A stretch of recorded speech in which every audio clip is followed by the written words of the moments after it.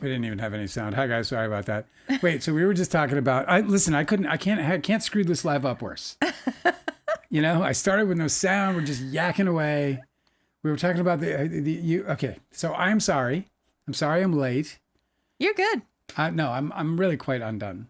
But while Angela's talking. You got to get your head in the game. I got to get my fucking head in the game. While Angela's talking, I am building out my live, whatever this is, this shit that I got to do every day. It's not the fun part of the job. You know what I'm saying? Mm-hmm. It's unloading the truck. You know, it's the, you know. It's chopping the carrots, right? Definitely, yeah, mise en place, not the actual cooking. Anyway, all I was saying was that I regret to inform you that today is a very sad day for anybody who's a big fan of the internet. Because the internet has died. No, like if you were on the internet like 14 years ago. Yes. You probably got to know a little Japanese cat. I probably got to know a little Japanese cat. A Japanese cat whose name was Maru. Maru. And Maru is apparently the word means round in Japanese. Is it a round cat? Did you see it? It's a round cat? Very round. Oh, no. It has those little ears that are like constantly pushed down, you know? Right. So it looks like he's got an expression of displeasure on his face. He's very round. The thing that was very interesting and what made Maru famous, and I don't know if you've ever seen any of these videos, but Maru was obsessed with boxes. He wanted to get in every box. And so his owners decided to test if there could possibly be a box that is too small or too strange shaped for Maru to get inside. And there is not. So Maru, who was famous for his love of all boxes and containers, they would give him all these sorts of things to get into, his little fat round body, and he would squish them in.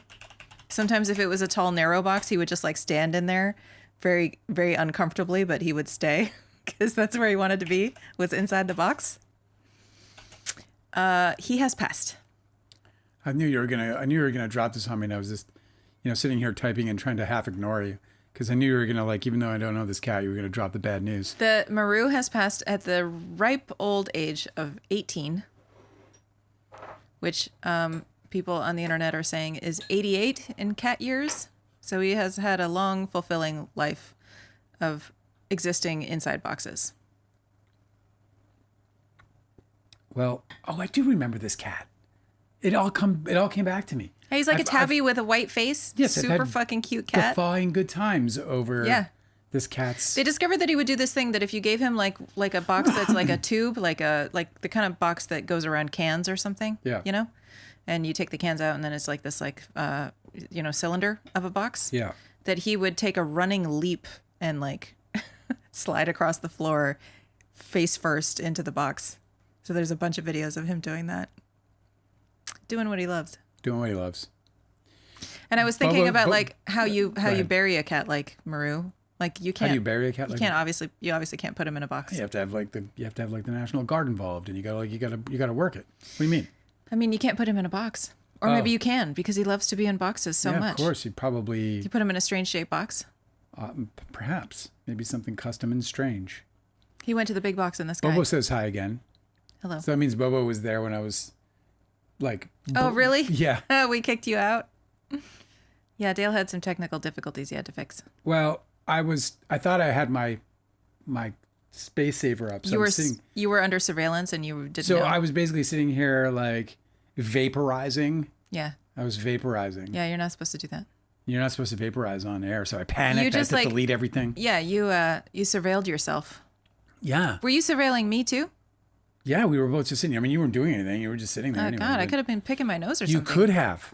I mean, you don't typically do that in front of me. You do that? Pick my nose? Yeah. I will not confirm nor deny whether I picked my nose. Just confessed it on your live. So anyway, I had my whole thing written up. It's not written up anymore because I panicked and like it deleted everything because like I don't want to get in trouble because I'm not like I ain't here for no trouble. I'm here for good times. So anyway. So I don't know who was waiting because I had my normal thing up for a while. So it was probably, our friends were probably waiting, watching us fucking be completely unaware. There's sometimes I'll come out here, with not my good shirt. Do you think they could hear you complaining? No. There was no audio. Oh, there was no audio. That's right. Well, that's good. We argued about that. I hate to feel like I'm being listened in on, like, I don't know how people have like these like surveillance systems inside their house.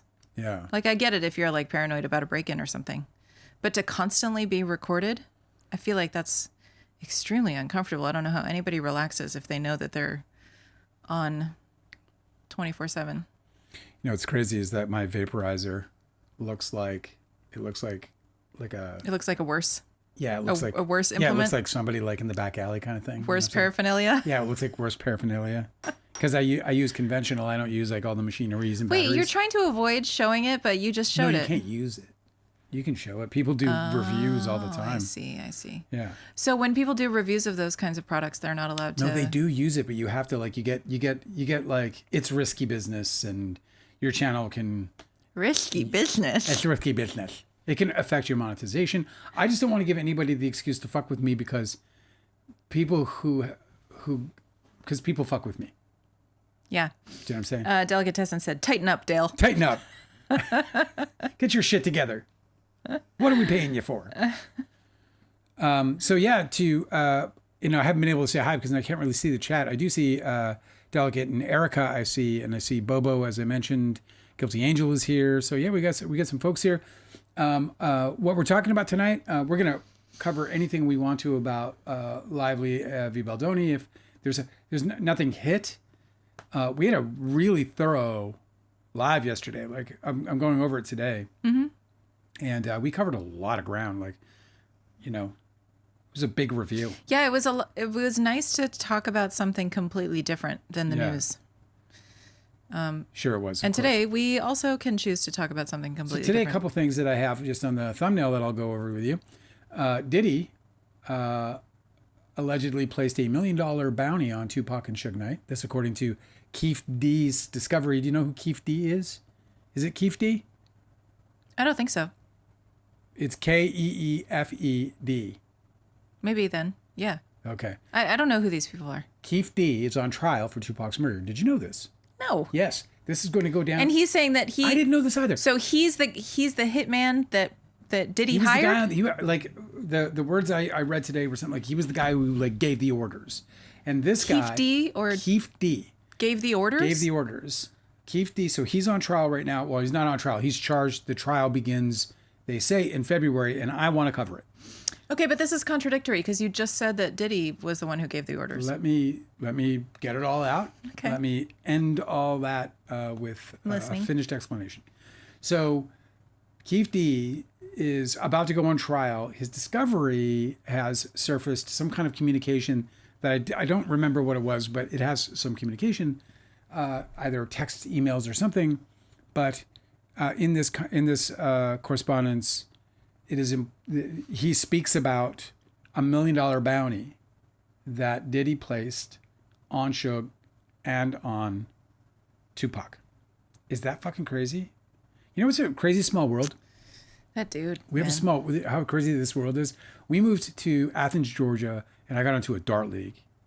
You remember my dart league, of course. Mm-hmm. It ended when COVID hit. That was my last dart game was right before we went into quarantine. You guys should know this about Dale. He is extremely good at darts. I'm a good dart player. Super, super good. I can play pretty good level darts. So really anyway, really fun party trick. It's a fun party trick. Yeah, I can hit 180s. So anyway, this person I was playing with was Suge Knight's former wife and the mother to his child. And which is just totally wild. That's super weird. We even talked about like, hey, is he interested in any kind of like doc, any kind of like word from jail kind of documentary? He's not still in jail, is he? No. Yeah, Suge Knight is. No way. Yeah, Suge Knight. Really? For sure. I think he's in there for the rest of his life, man. Oh. Anyway, he was in there when we were talking, and we started to talk about it, and she went and spoke to him, and he came back with like, he might be interested, but he had all these like, whatever, he had these conditions, and there was a few in there that I was like, well, I'd never do that. because it was all about like he would have final cut and shit like that. I was like, well, no, Yeah. he's in jail. Right. And no, no, I want to tell a Suge Knight story, or I want to see if there's one to tell. And that's all I said to Yeah, her. if you uncover something that's uncomfortable, you want to be able to talk about Whatever it. it is. Like, I'm gonna go, like, I just was like, can we go and find a story that he'd be willing to sit down and talk about? Weird. Anyway. I know, it's such a small world. Sometimes you run into I'm people. shocked that this trial is about to happen. It's not being talked about. And the only reason that got any attention that I saw was because Diddy got implicated again in that story. That's crazy. I want to learn more about how they found the guy after all this time. I don't know. I'm going to find out everything, and I'm going to bring it to this live because I did not know this is going to happen. This was going to happen. Now that I do, I want to cover it. So I hope you guys don't mind a little of this news because that's some tea that I want to engage in. That's so interesting. So it's trouble almost been, what is that, 30 years? Since his death? Tupac died September 13th. Yeah. In 1996. He was shot on my brother's birthday, September 7th. In 1996. That's crazy. I remember. So this it is all too the well. is this the Saturn return of the time? Let me check this out. I gotta look at this astrology real quick. September 13th, 1996.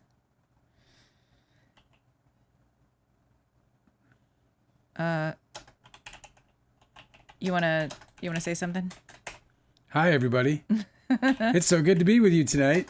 I'm still fixing my problem that I caused earlier that I feel so stupid about that I got to tighten up. Here's what I'll say, man. Oh, Lee's here. Hi, Lee. It's good to see you. Yesterday's, not to live in the past, but I've been cutting yesterday's live. And I'm now trying to get myself into a mode now where I'll be able to cut and actually post cut versions of these lives on the main channel. So if you're not like, so this is something I should probably actually announce to you guys, because for those of you who sometimes listen to us when, you know, in reruns or whatever, you can still do that, or you can just read, or you can just hang out with the cut version, which will be just, you know, a little tighter. Speaking of tightening it up, it'll be tighten it up. And also it won't be just you and me on the camera. It'll like be cut back and forth between us. Right. More traditionally. Yeah, I think that they're nicer that way. So it's a little more easier to watch, I guess. I don't know. It's fun because this side by side that we do is pretty cool. I have a question about that last topic, okay? Yes, Angela. Okay, so the guy who's on trial for the killing of Tupac Shakur? Yeah. Okay. March 27th. Sorry, just generally the end of March 2026 is the Saturn return of his passing. So, do you have the trial date? September 20, I think it was February 26th, but I can double check. That's amazing. That's amazing. Let me just see here. Okay, February 26th.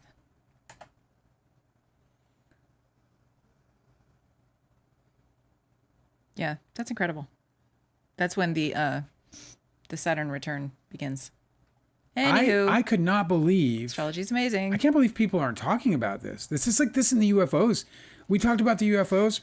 Crickets. I know. UFOs are old news, bro. Fucking UFOs. I can't even. UFOs. And people are like, anyway, what do you guys have for dinner? Anyway, I got bills. That's pretty much it. Speaking of bills, Whoopi Goldberg has bills, she says. She says she can't retire. She says she's got too many bills. You know, I think she's got too many spending habits. That's going to be my guess. And the only reason I'm going to say this is because I remember, you know, I told the story in my book briefly. Yeah. I was actually there. I adapted the story so that I could fit it into, so you know what I mean? Like I put the facts into a conversation instead of like playing out the facts right. as they played out. So, in reality, though, I was in the store when Whoopi Goldberg was shopping for these items for these videos, and she dropped nearly $2,000 that day. She was walking out with a catalog of movies I'm just saying, like, So you think she's just a big spender? she's paying, her rent's a lot higher than mine. You know what I'm saying? Yeah.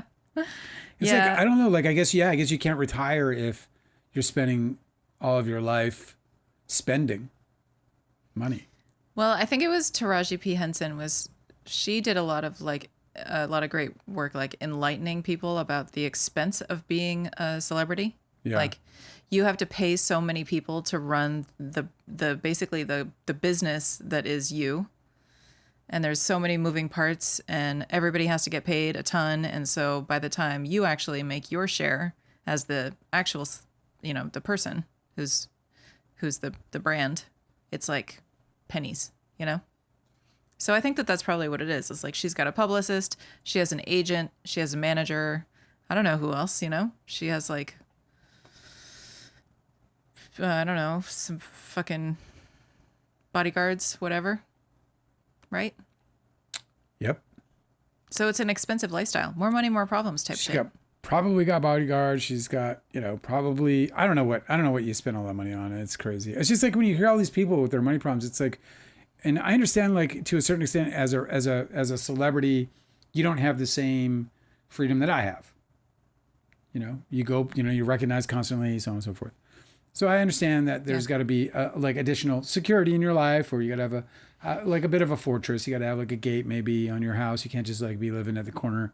Maybe. I don't know. I mean, Shelley Duvall seemed to be living just fine in Texas all the way up until her final day. So far as I could tell, not being harassed. You move into the community, everyone's going to be like, oh, Whoopi Goldberg lives here. And they'd be like, oh, Whoopi Goldberg, Whoopi Goldberg, Whoopi Goldberg. And then they see her at the 7-Eleven 4 or 5 times. And they're like, whatever, it's Whoopi Goldberg. What do you want? You know what I mean? Right. Asked her for money. She ain't giving me none. I moved on. Yeah. So, I don't know. It's just like you're fucking living so high, like somebody said in the comments, somebody's taxes were something like $25,000 a month or something. You know what I mean? It's like, well, maybe sell that. Yeah. Also, if you live in like a really, really giant house in California, like you have to pay so much money in the taxes. Yeah. In the property taxes. I have screwed this live up so triple fold. Why? What are you talking about? Because all of my links for this, I can't find them. I just messed this whole thing Your up links today. for I don't what? understand. It's all me too. It's not technical. It's just me. I don't know what happened. I woke up on the right side of the bed. What do you mean your links? Your links for what? Well, like I usually have my stories that I'm going to cover and stuff. I have them up so that I can reference them, sidelong, Like that? Little sidelong. Real inconspicuous. Yeah, like nobody can tell that I'm not really prepared for this. Like it's stuff, our cues. I haven't even looked at the chat, you guys. I missed the chat because I'm just too busy trying to fucking save my life. Hey, chill out. God. Brother. Help. Everything's cool. Is it? Yeah. All right, let me take a sip of tea then. Cool breeze. Thank you for the tea. Guilty Angel is asking, didn't Elon Musk sue Whoopi Goldberg? Oh, did he? I don't know. Did that happen? I don't know. What, she like talked shit and then he sued her for it? Oh, maybe he did because of like the View or something. I don't know. God, that must be see. horrible. Like your whole job is to like, gossip and then you Elon get in trouble for Musk gossiping. Sues Whoopi Goldberg. Let's see. Did Elon Musk sue Whoopi Goldberg? Look at that. That's just like they came right out of here. As of September 25, there is no credible evidence that Elon Musk has sued Whoopi Goldberg. Reports of such legal action are false and appear to have originated from social media hoaxes and satirical websites. Oh. Okay, then. The world is just unsafe, dude. We can't get our information. Except here on Too Real, where we look it up. We just look it up. We're just not adverse to just looking it up. He's going to trial for murder for Tupac Shakur, and in recent discovery... What happened? Nothing. I'm just trying to get my things straight here. You're doing a housekeeping? Dale, we need you to be with us. I'm doing some housekeeping. You're going to have typos and everything. It's double T's. Just do it later. I can't. I got to just get the basics. It'll only be another minute or so. And then you guys will have my undivided attention. What about, were you worried about your game?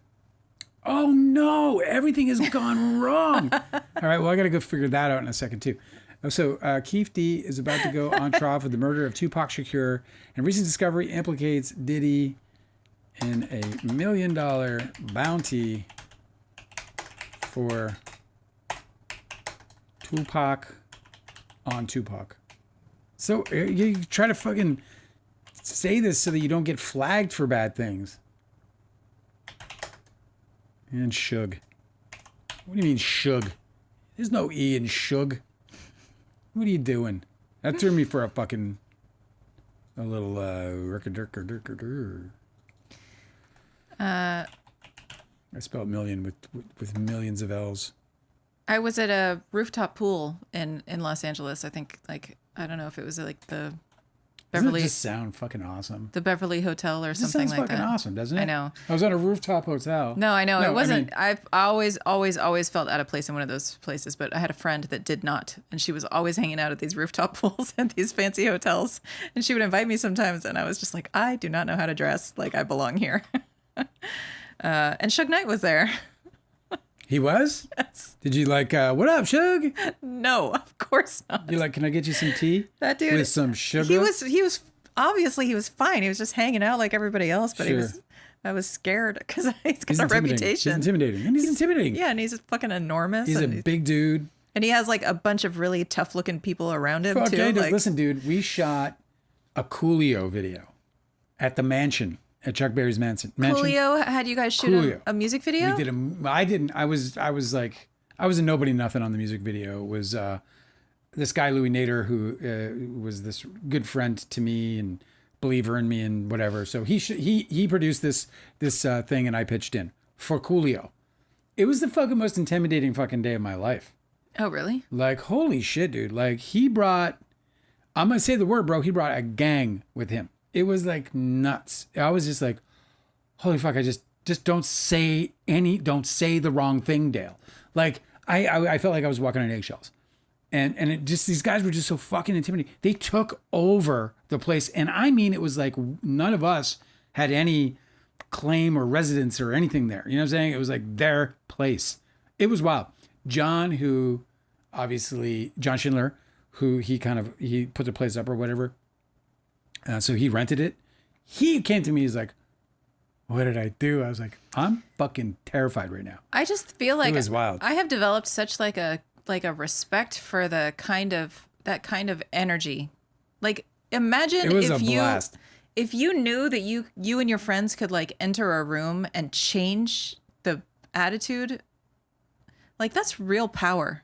That's real influence. I mean, I don't like any of it, dude. Because well, look, of course you're not supposed to like it. I've been in a room with Lionel Richie and Stevie Wonder and fucking all these other dudes, and it was wonderful. Yes, I know. But what I'm saying is, these dudes rolled in, and I was like, "Holy fuck!" I think your inability to deal with that kind of energy, like that kind of like shift in energy, that influence, that kind of power that people exude, right, is entirely your own problem. Yes. And I think that it's just really interesting. Totally my problem. I guarantee you that at least half of those people were absolutely fucking cuddle bears, bro. Cuddle bears.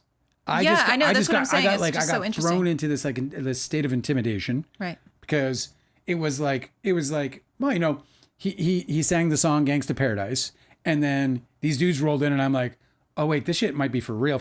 Like, I mean, you know what I mean? Like, it's all show business until it's not show business anymore. You know what I'm saying? I know. It's so surprising to hear too, because he was so like commercialized. Like, his music was so commercialized. And I think that was the psychology going in when he was coming in. I was expecting, you know, like a dude rolling up going, hey, what's up, man? And he puts on a show. And with you know his what I'm handlers, because he's just another celebrity. Yeah. For real, it was not that at all. Yeah. It was a completely different fucking good world. For them, dude. It was actually wild. In the end, I thought the experience was really great. I think a lot of my fear was ridiculous. It was just, you know, white boy fear, you know, just like wet behind the ears, white guy from Canada, like, holy fuck, I'm in trouble now. You know, I think it was like, I was just highly intimidated by the moment. I wasn't alone. These guys were fucking intimidating. Like, there was no doubt in my mind that there were guns all over the place. Like, no doubt. Like I was fucking for sure about that. And I think that was the biggest intimidating thing was like, is this like, are we making attention? Like, you know what I mean? Yeah.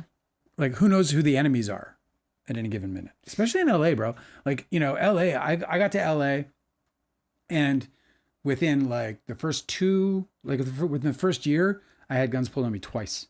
Yeah. Yeah. Well, flashed, I'll say. I'm still just very interested in the story about a music video where obviously that wasn't happening.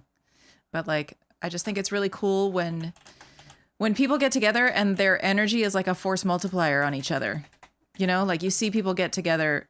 I've seen this in like, you know, like sometimes there's like occasionally a singer that's like a duet artist and they'll like duet with somebody and it just doesn't, regardless of how they sound, there's just, I guess it's like a chemistry thing.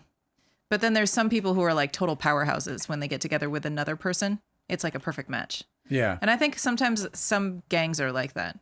Sure. I went to a high school where there were like, I guess there were supposed to be. It makes sense to me. There were supposed to be gangs and like they were really pathetic. And you were like, no, you're not. Yeah. And I was just like, you guys play G.I. Joe together. That's what you guys do. I know. Like you're coping. You're like, you're trying to like. That's great. You're, you know, whatever. I just think it's really cool. I've gotten to. Yeah, no, this shit was like straight up like, you know, like Authentico. Yeah, well, as I grow up, like I've started to sort of appreciate when people can wield a sort of like personal subliminal power, right, and influence over others when they just like walk into a room. And I think that's really cool. And I don't know that, I think that when people recognize that about themselves and they learn to wield it, hopefully, you know, they do it for good and not evil, right? But right. I just think it's really interesting. I think it's a sort of dynamic that like every human recognizes, and nobody can ever deny that it's happening, but nobody understands it. And I think it's the lack of understanding that makes people fearful. Yes. Intimidated. Yes. It was for me. 100%. Yeah. Like it's just like for sure, like these guys were totally fine. They were totally cool. We ended up having a really great day. I thought the video was stupid as fuck, but that's just whatever, you know? Yeah, whatever. Party by the pool, bullshit. Oh, you know what it reminds me of? Have you ever like, I don't know if you ever had a school with like the popular clique of girls. Do you remember the popular girls? Did you have that? What is that? No. I'm just saying it's kind of like. Like, do we have popular girls in our school? No, like that there was a group of popular girls and they would move together in a little herd. And when they entered a room, it would change. And I'm saying it's the same thing. It's like that same like gang intimidation influence. There's like the masculine side of it. And then there's also like the feminine side of it where people can recognize that power. It's intimidating and they don't like it. Right? Like there's a certain like off-putting influence that the clique of popular girls gives off. Yes. But that's just because people don't understand what that is. But they're powerful. It's like the same thing. You know what I mean? It is. It's a presence. You know, it's an energy. It's a force that has matured. You know, but like when the people get together, that's when it's like a force multiplier on all of their personal, you know, power. I don't know. Okay, Tony Robbins. I think it's cool as fuck. All right, look, I think I'm almost with you guys. Thank you so much for your patience. Oh my God. What a ridiculous start to this live for me. But I still am enjoying the fuck out of it somehow, some way. And thank you guys for your patience. I do appreciate you so damn much. You know that though.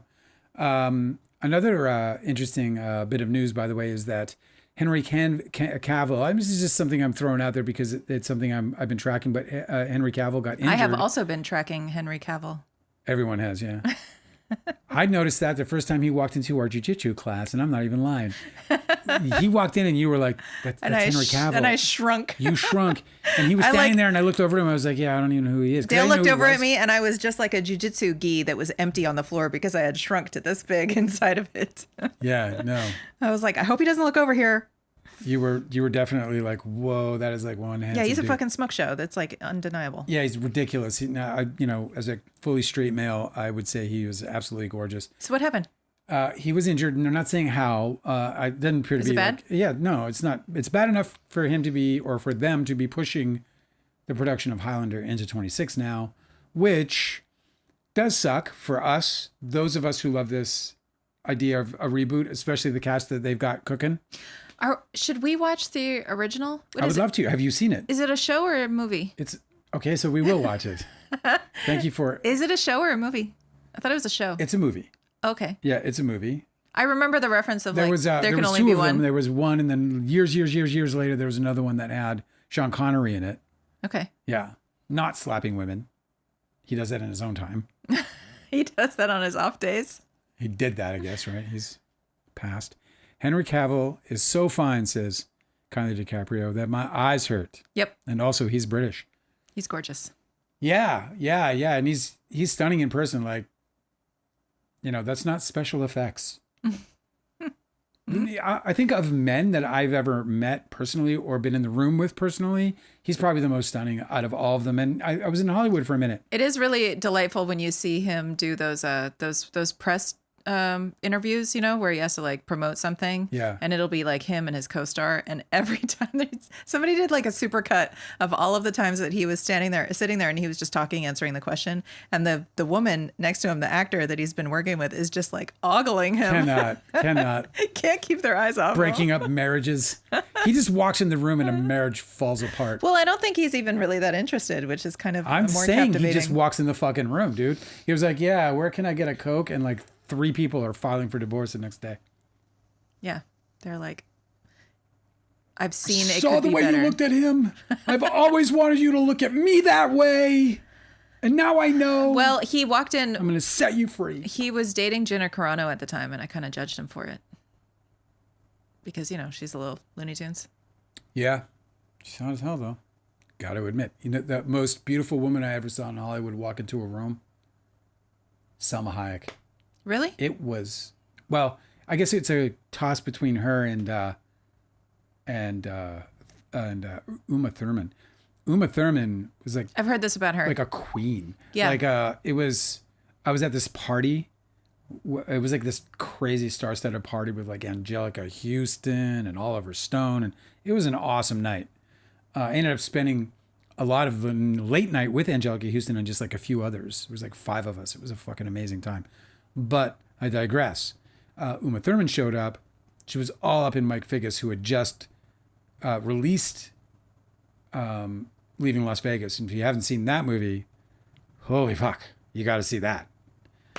Great movie with Elizabeth Shue. Amazing.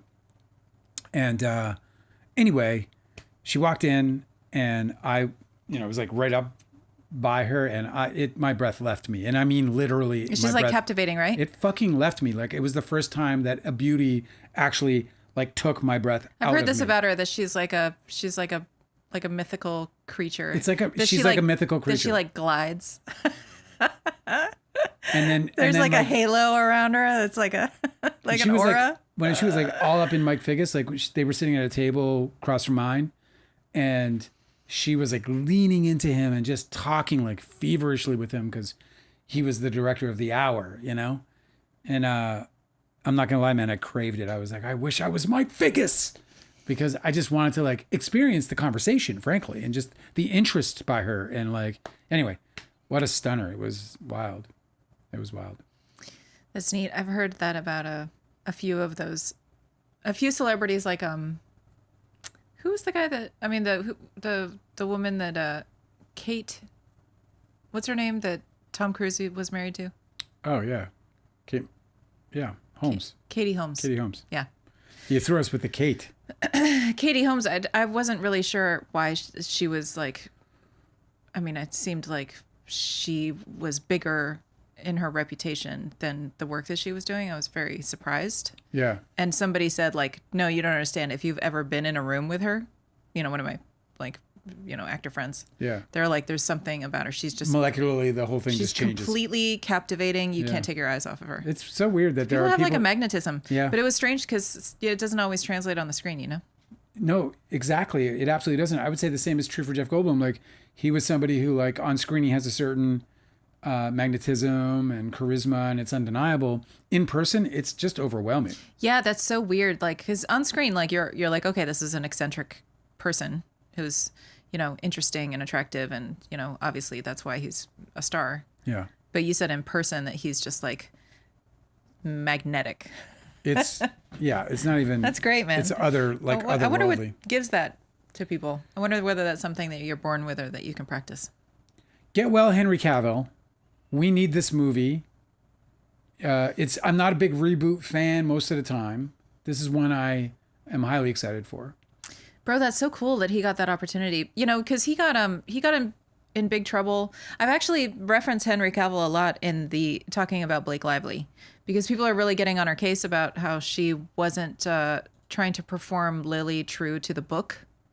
You know? Well, she was like how aged could up. she? I know, exactly. But he's a really great example because he did perform The Witcher. He was trying to create the character It was of The beyond Witcher. just his performance too, because he was one of the producers and he was very much trying to get the script, because they were dumbing down the scripts from, the writer who was, who wrote like really graphically awesome shit. Yeah. And they were like, and he was fighting for authentic. And this is why I'm excited for him on the Highlander. And I think this is why you might be bringing it up. Well, he's a really good example because he got in trouble and he actually got replaced because he was trying to stick to the source material. So it's like, everybody seems to be wishing that Blake Lively had done something like that, but it's like, sometimes the actors actually get in big trouble for that. For because sure. it's like a creative conflict. Well, and if you're not a producer on that, then you're risking getting fired. I'm just queuing something up because I want to. Excuse me. I want to show you guys something in a few minutes. Just trying to find the. I'm not going to know what clip you guys are going to see. What? I'm going to show you guys a clip. No, you have to know. Well, I'm not going to be able to. So you can just. What do you mean? When I was a kid, I grew up watching a show called Alice. Alice. It was a show that took place in a diner. And when we got the chance to make Don's Plum, that was like my first inspiration immediately in terms of the quirkiness of this show that I absolutely fucking adored as a kid. It was a 70s, it's not a sitcom, I guess, because I don't think that there were actual live studio audience, but maybe there was. I can't remember. Anyway, as soon as we did Don's Plum, or we agreed to do Don's Plum, there was a role for a waitress, and she was immediately named after Polly Holliday's character in Alice. She was named Flo. And so we, of course, took that to Stephanie, and I said to Stephanie, Polly Holliday in fucking Alice, she's one of my favorites growing up. She just put a smile on my face every day. Did she know the reference?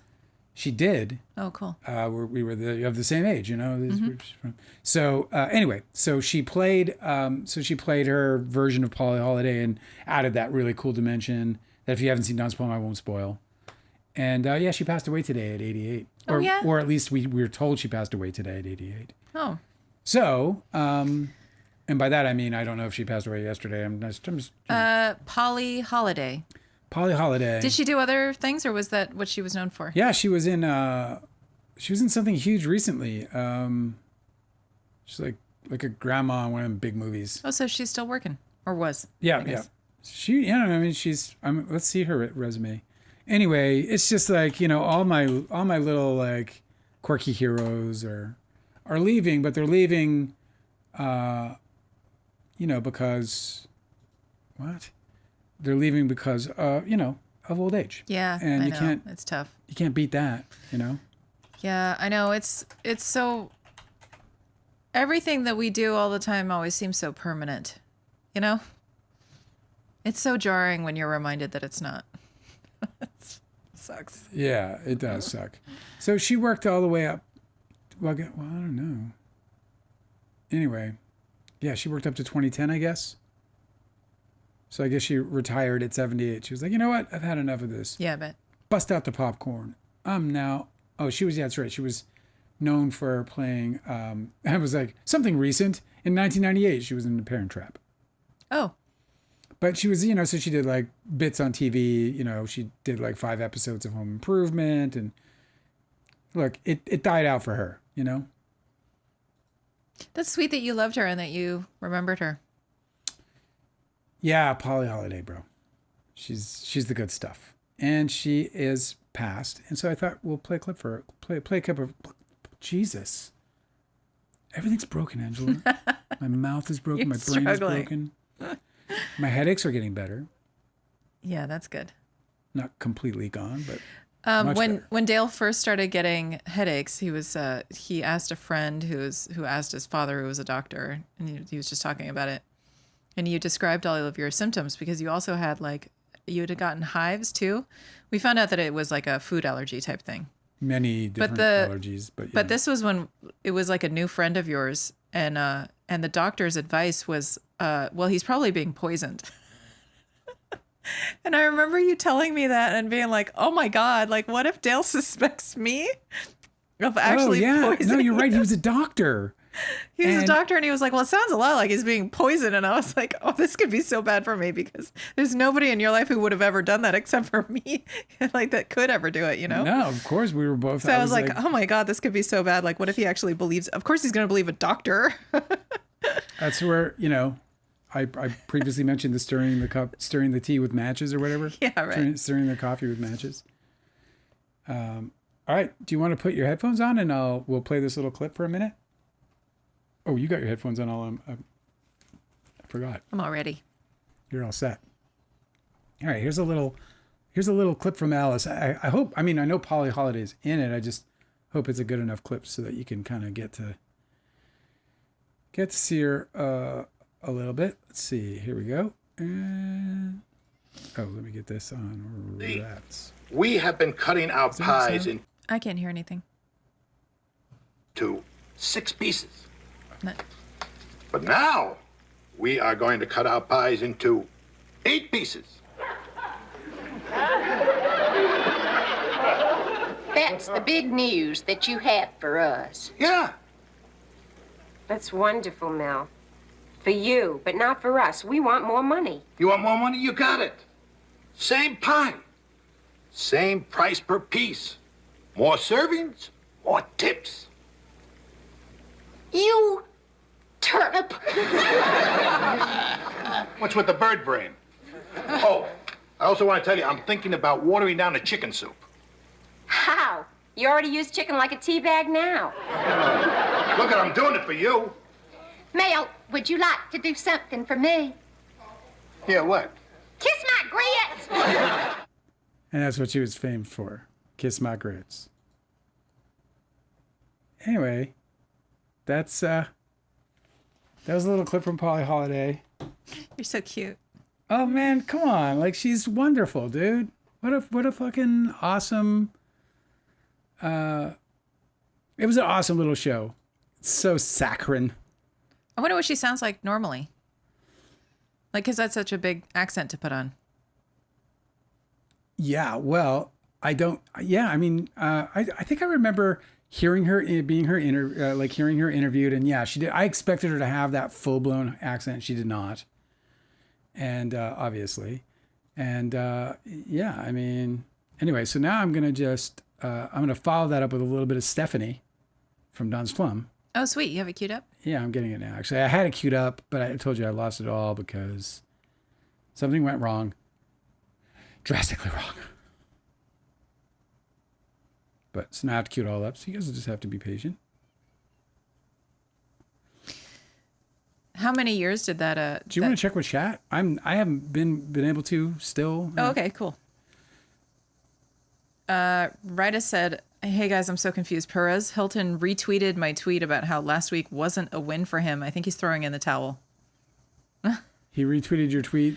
Yeah. That said he didn't. He wasn't. Lee is asking, is Perez revealing his sources? Rita thinks he's given up. Given up what? Well, fighting the subpoena. Well, that will be freaking. Could you imagine after all of that, after all that he was doing, that he would just give up? What a waste. What a waste of everybody's energy and his time. But I guess he got engagement, which is what he cares about. Guilty Angel wants to know, Dale, why do you really think Jeremy didn't want you to take the case of Miller Lights you got for the party? I think he did not want me to take the Miller Lights because it embarrassed him because people don't bring stuff. People don't bring stuff. I don't know. I didn't. It was confusing to me. I didn't understand it. I couldn't understand it. I was like, wait, why? Like, aren't we friends? I know. I always learn you're supposed to bring something to somebody's house. All right, you ready? Yeah.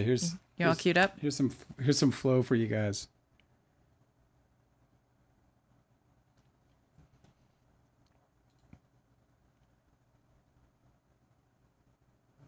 Fucking teddy bear. No, they do this. Can you hear? No. Oh, you can't.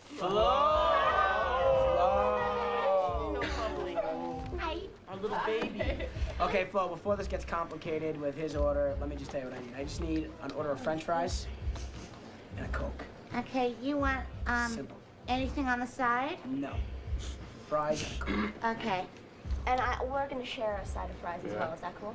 Okay. And a Coke for me. I like a coffee. Black. Okay, so 2 Cokes and 2 sides of fries. Yeah. And I want a side of fries too, and also a coffee. Fries. And there's 3. Whoa. You want a veggie sandwich still? I want a veggie sandwich, Flo. See? I have a brain. Your bread. Wheat toast, Uh-huh. lettuce, shredded up. You know, the usual. And Anyway. you want very picky. well done chicken wings. Right, not too well done though, okay, sweetie? Okay. Just Chicken wings. a little bit crunchy, Okay. just like you. Crunchy. That's interesting. Go put that order in, Flo. Okay. All right, babe. We I'm love so you. happy you're here. Go, Flo, go. Get out of here. So she was based on Stephanie's character. You know, we wrote her based on Polly Holliday. And so Stephanie came in and kind of gave Polly that, or gave Polly's character, Flo. They're both named the same character. They're both named, they both I thought share she the did same an name. awesome job. Fucking amazing. She's incredible. Polly Holliday, 88. She's passed. And I'm just so glad that she was somebody who found her way into my work. Like, it's just like such an unlikely influence, But it was opportunistic, You're in this spot and you're like, hey, this should be Flo from Alice. Mm-hmm. And everyone was like, okay, cool. I was like, awesome. That's so great. Yeah. It's pretty fucking great. Anyway. I wonder if she's out there, Stephanie, thinking about the news, whether she heard it. You should reach out to her. Yeah, I should. Oh, there it is. I was like, where's my chat now? I might. I don't know. She's married. People, Well, you guys like me, but I don't It's think. okay if she's married, Dale. It's not like you're trying to date her. Well, I might. No, what I mean by that is that she's got things to do and be, and she's like got a family, and Yeah. she has a life, and this isn't it. Her character, I felt like, I talk a little bit about it in the book, but her character, for me, was one of the more, like, between her and Jenny Lewis, they were the kind of the most revealing. Mm-hmm. Because she came up with this, like, we talked about this, like, affair. So, this idea, we had this idea that there would be this affair between Flo and Dawn, and that Flo was just doing it so that she could improve her station. Yeah, like get more hours, All that. get favoritism, get the good shifts. And so Stephanie, she's the one who like stepped that all the way up That's great. and basically turned it into this like it felt like the clown taking their makeup off. Yeah, that's so awesome. Do you know what I mean? Yeah, I love that you had like these small characters and they weren't just like little cartoon cameos, that they had arcs, that they had stories. I just loved just it. really great. I love the work she did. I love the satire she brought to the whole situation. It's so cool because when people have talked about me potentially adapting my story of, like way back when people were like, oh, you should write your story in some other way, right? Not just like a book, like a memoir, but, in some other way. And I was like, well, the only way I would ever do that is I would write it as a comedy. And that might have been a subconscious influence from what we did with Don's Plum in that, everything that we attributed, we kind of gave it a bit of a satire slant, a satirical slant that just kind of kept us sort of on the fringe of the influence as opposed to lost in it. If that makes any sense. Yeah, that's a great way to put it. Yeah. It was pretty cool. It was a pretty interesting experiment. Again, like it's just more experiment just coming to, you know, to life, and man, it was dope. Anyway, let's talk about what they want to talk about. Perez Hilton, that fucking guy. I'm sorry. Kindly DiCaprio was asking about our celebrity sightings. I've had so many. If you live in LA, can you just walk up to these people and talk to them, or do they not like that? I'd say they'd rather you don't.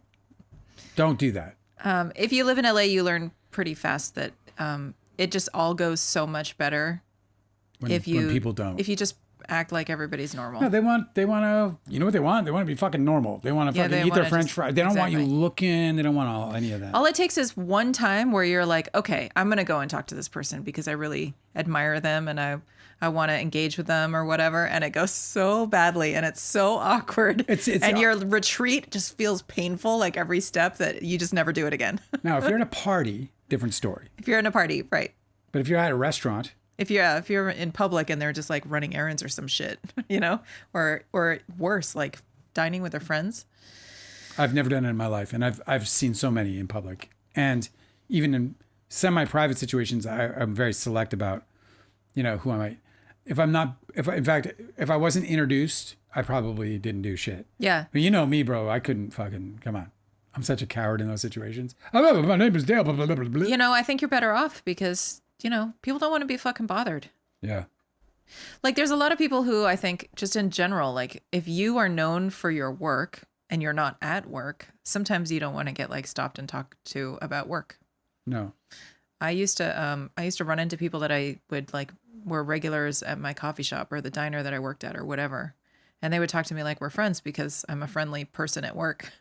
I would be like, I don't actually know you. Like, I know that we have this camaraderie, but like, it's a weird thing. And it's especially because, you know, you're super attractive and you're like, you know, it's, I wasn't irritated or anything. I just didn't have anything to say. And so it was awkward on both sides, you know, like, what are we doing? That's kind of LA. That's kind of like, I'll see you at my job. That's kind of like a good, like description of LA in general, where like in LA, you can like meet somebody and like 2 weeks later, like my old friend Dale, I always make fun of it. It's a joke. Yeah. You know, it's like a riding joke in LA. It's, oh, we go, fuck, remember when we were kids? And it was like 2 weeks ago. No, I know. It's true. Like whenever a celebrity passes away, there's always like a bunch of people that come out of the woodwork and have these like, you know, touching stories of the one time they met, you know? Right. That they were like instant friends that one time that they met in line at the post office. By the way, Cosmic Urgency, I saw, was it The Man, right? Yes. I loved it. Did you like it? Yeah. I thought it was fucking great. I thought it was a great video. I'm a little confused about why Cosmic Urgency was so insistent that you watch it. The Man, the music video by Taylor Swift. Yeah, I mean, I loved it. I love her very, very strong. I loved it. I don't, you know, I'm probably just gonna be like, what? Stepping over myself or stumbling over my words. I thought she did an amazing job. I love the way she attacked the patriarchy. I thought she did it very honestly, very truthfully. I thought did she direct it? She did direct the video. Yes. Yeah, that's fun. So directionally, it looked great. Mm-hmm. It was a super good look. I love some of the camera work. To what extent she was involved as a director or what kind of director she is completely unknown to me. So it's hard to know exactly what to, you know, be extremely excited for her about. But typically in music videos, the director writes the video concept. So I'm sure she did. And to that end, it's fucking awesome. I thought. I loved it. I have some Taylor Swift news. I got I felt like slapped around a little bit by it. It was nice. Yeah. Yeah. Correct. What's your news? She's getting what? Married? No. To who? Travis. Who? My Taylor Swift news is that there is an author who typically writes books about poems and is also a poet herself. Okay. Who is soon releasing a book about Taylor Swift. It comes out October 7th. Oh, that's just days after her record drops. Oh, that's so great. Well, for sure the publisher timed it. It's titled Taylor's Version: The Poetic and Musical Genius of Taylor Swift. Oh. And I read an interview that she did about this, and it looks really interesting. Cool. Yeah, I'm down. So she's just going to sort of like analyze and deconstruct. I knew it. I knew it. What do you mean? Because she was making fun of Leo, bro. Taylor was making fun of Leo in that video. Yeah. It's in the lyrics. Is it? Yes. Well, I wasn't. I didn't want to just say it because I was like, it would be so fucking. Like Leo in Saint-Tropez. That's what she says. Yeah. I mean, Guilty Angel's laughing about her being a musical genius. I think she's quite legitimately a pop singer. Would you like to hear the summary of the book? Like remember, yeah, I would remember that genius is relative to its subject, right? Like if you're a genius at pop songs, like you're not going to compare her to Beethoven. You're not going to compare her to fucking, Thelonious Monk. You're going to compare her to pop stars. And to that end, she's quite genius. Lady Gaga is also fucking superior in every possible way. But you can have them both. That's the cool thing about music. Mm-hmm. You don't have to have one without the other. It's not like you're eating a meal, You want the steak and the lobster? Have some surf and turf. You want to hear about it? Yeah, please. Okay, so this new book, this forthcoming book, Yes. Taylor's version. Yeah, I'm going to read it. Taylor Swift has become a peerless superstar, ceaselessly productive and internationally beloved. From her teen country debut to her Eras tour and beyond, Swift's career and her creations have captivated and bewitched us, opening up new ways to see both her life and our own. In Taylor's version, the poet and literary scholar Stephanie Burt offers an insightful and heartfelt critical appreciation of Taylor Swift, her body of work, and the community that her art has fostered.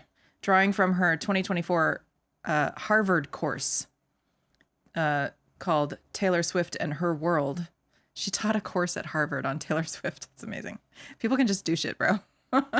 As well as from her years as a Swiftie, Burt examines Swift's particular form of genius. Not the destructive genius of tortured poets, but the collaborative and joyful genius of an artist who has mastered her craft. She highlights the ways Swift's work remains at once intimate and relatable, portraying people we feel that we know and people we wish we could be, from the first loves and girlhood on Fearless through the public and private angst of Midnights. How does she do it? With a broken heart. Yeah, I think this is what this is my experience of this woman's work, and this is a stroke of genius, that she can make something so relatable that I can feel relatable to her. As a matter of fact, interestingly enough, I was listening to one of her like earliest records, and it's just not relatable. Like I'm trying to find, it's whatever. She's a teenager. She's singing about being 15 years old.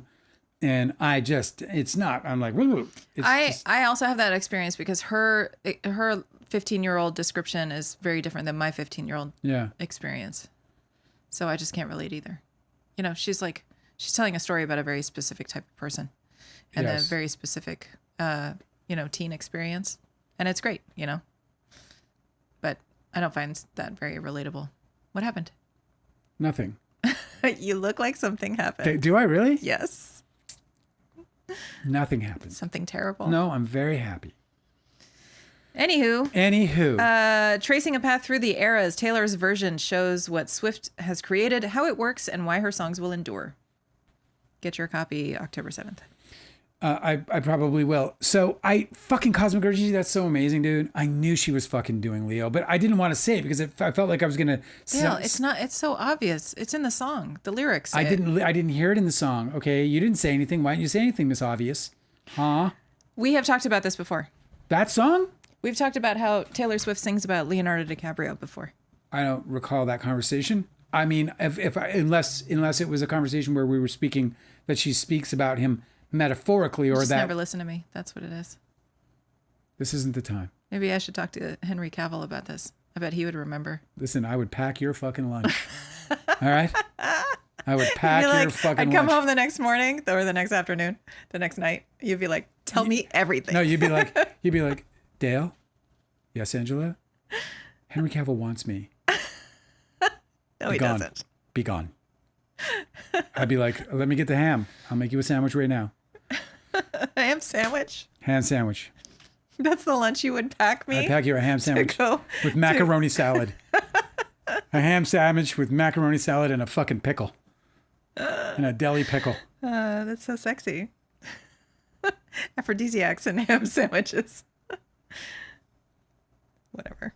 Can't believe you used the word sexy in this environment. He's asking, Cosmic Urge is asking what my favorite Taylor Swift albums and songs are. My favorite, the album I probably listen to the most these days is, it's like I haven't been listening to her I've been listening to her for a minute. I haven't listened to her whole discography yet. I have listened to and love Folklore. I spent a lot of time on that record. That's a good one. I think it's a really fucking great record. Especially those first 5, 6, 7 tracks or whatever it is. They are just fucking slamming. And they just fill me with mood and pictures and fucking great stuff. Also, Midnights is it Midnights? Yeah, I think so. That one fucking I just love that record. It's a good one too. Yeah. Do you like Reputation? I haven't gotten into it yet, but I didn't dislike it when I listened to it. To clarify, I haven't disliked anything that I've read. I've listened to hers. Reputation. There's just stuff that I don't relate to a lot. It's a lot more electronic. Like Lover is a little like I've tried to listen to it a couple of times now, and it might be too dancey for me. Like I don't mind the dancey stuff. Midnights has a lot of club tracks, but like Lover, I don't know. I'm gonna try Lover again because I just love the cover. I need to find this article again. It was like a couple of years ago where somebody they put out this really great story about a guy in prison who credited Taylor Swift with getting him through it. That him and all of his like cellmates were listening to Taylor Swift, and then she really helped them. Well, this is what's so like great about her is that dudes. she has that kind of relatability. This is the point that I think this person was making, and what does make her genius. Like this is where I think people toss around genius pretty ridiculously, and or just like what is the word, loosely, but it doesn't have to be one thing. It isn't. Genius is not one thing. And categorically speaking, one can have genius in, a vein of something where, and not compare to the genius of somebody else and their vein of something else. I think that the word genius has been distorted over like the centuries or whatever, because it used to mean, I learned this from a Melissa Gilbert book called Big Magic. Yeah. It's a really, really interesting book. I was kind of irritated that it's very much like written for women, but anybody who's interested in creativity, how creative genesis, should give it go check it out.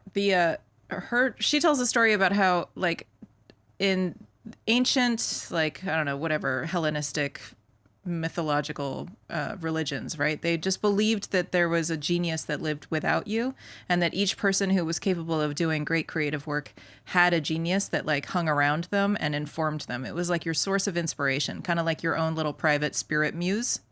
Yeah. And in that definition of the genius, I think it's so great to just apply it to anybody who's extremely good at their craft, who is constantly inspired to create new things.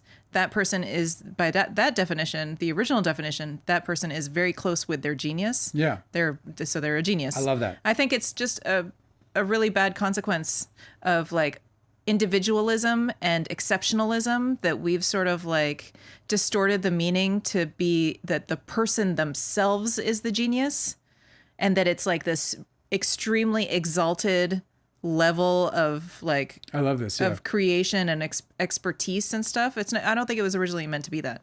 It's supposed to be like, can you access this fountain of inspiration in a way that works? Then you are a genius that you can articulate.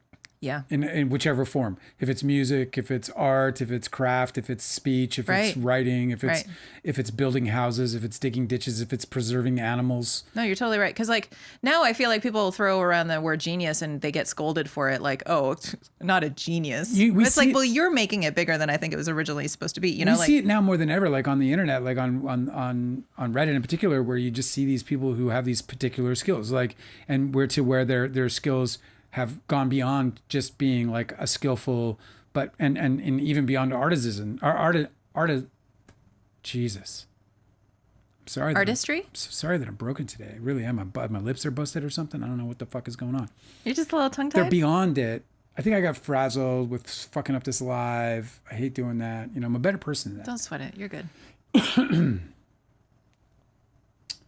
We see it on Reddit all the time. You'll see these people who do these like things that are just fucking genius, whether it like might be like those like micro rice painters or, or crocheters, who just like, you cannot believe what they've created. In fact, there's a designer who I cannot mention by name. I don't know her name. Only having been exposed to her somewhere in like, one of those subs that are like, look at this crazy fucking amazing shit. And she's this like world-renowned designer, and all of her work is crochet and knitting. Super cool. She's a fucking genius working with fucking knitting needles and a crochet hook. But the way that something you'd expect. The way that Melissa Gilbert in her book Big Magic talks about it is she's like the genius is the source of like, how a lot of songwriters will talk about how they just like sat down at their piano and the song came through in one big piece. Yeah. They were like, I just basically just like it came out of me. I didn't create it. It just like I was like just the conduit. Like they can't even take responsibility because they don't even know how it happened, but it just came through them. Yeah. She says Melissa Gilbert was talking about how this is a very very common, traditionally accepted idea of how creativity is done. So I feel like anybody who's just got like, familiarity and like facility with that kind of like bringing any creative project into being, then they get that word. They get to be called a genius if they execute it well.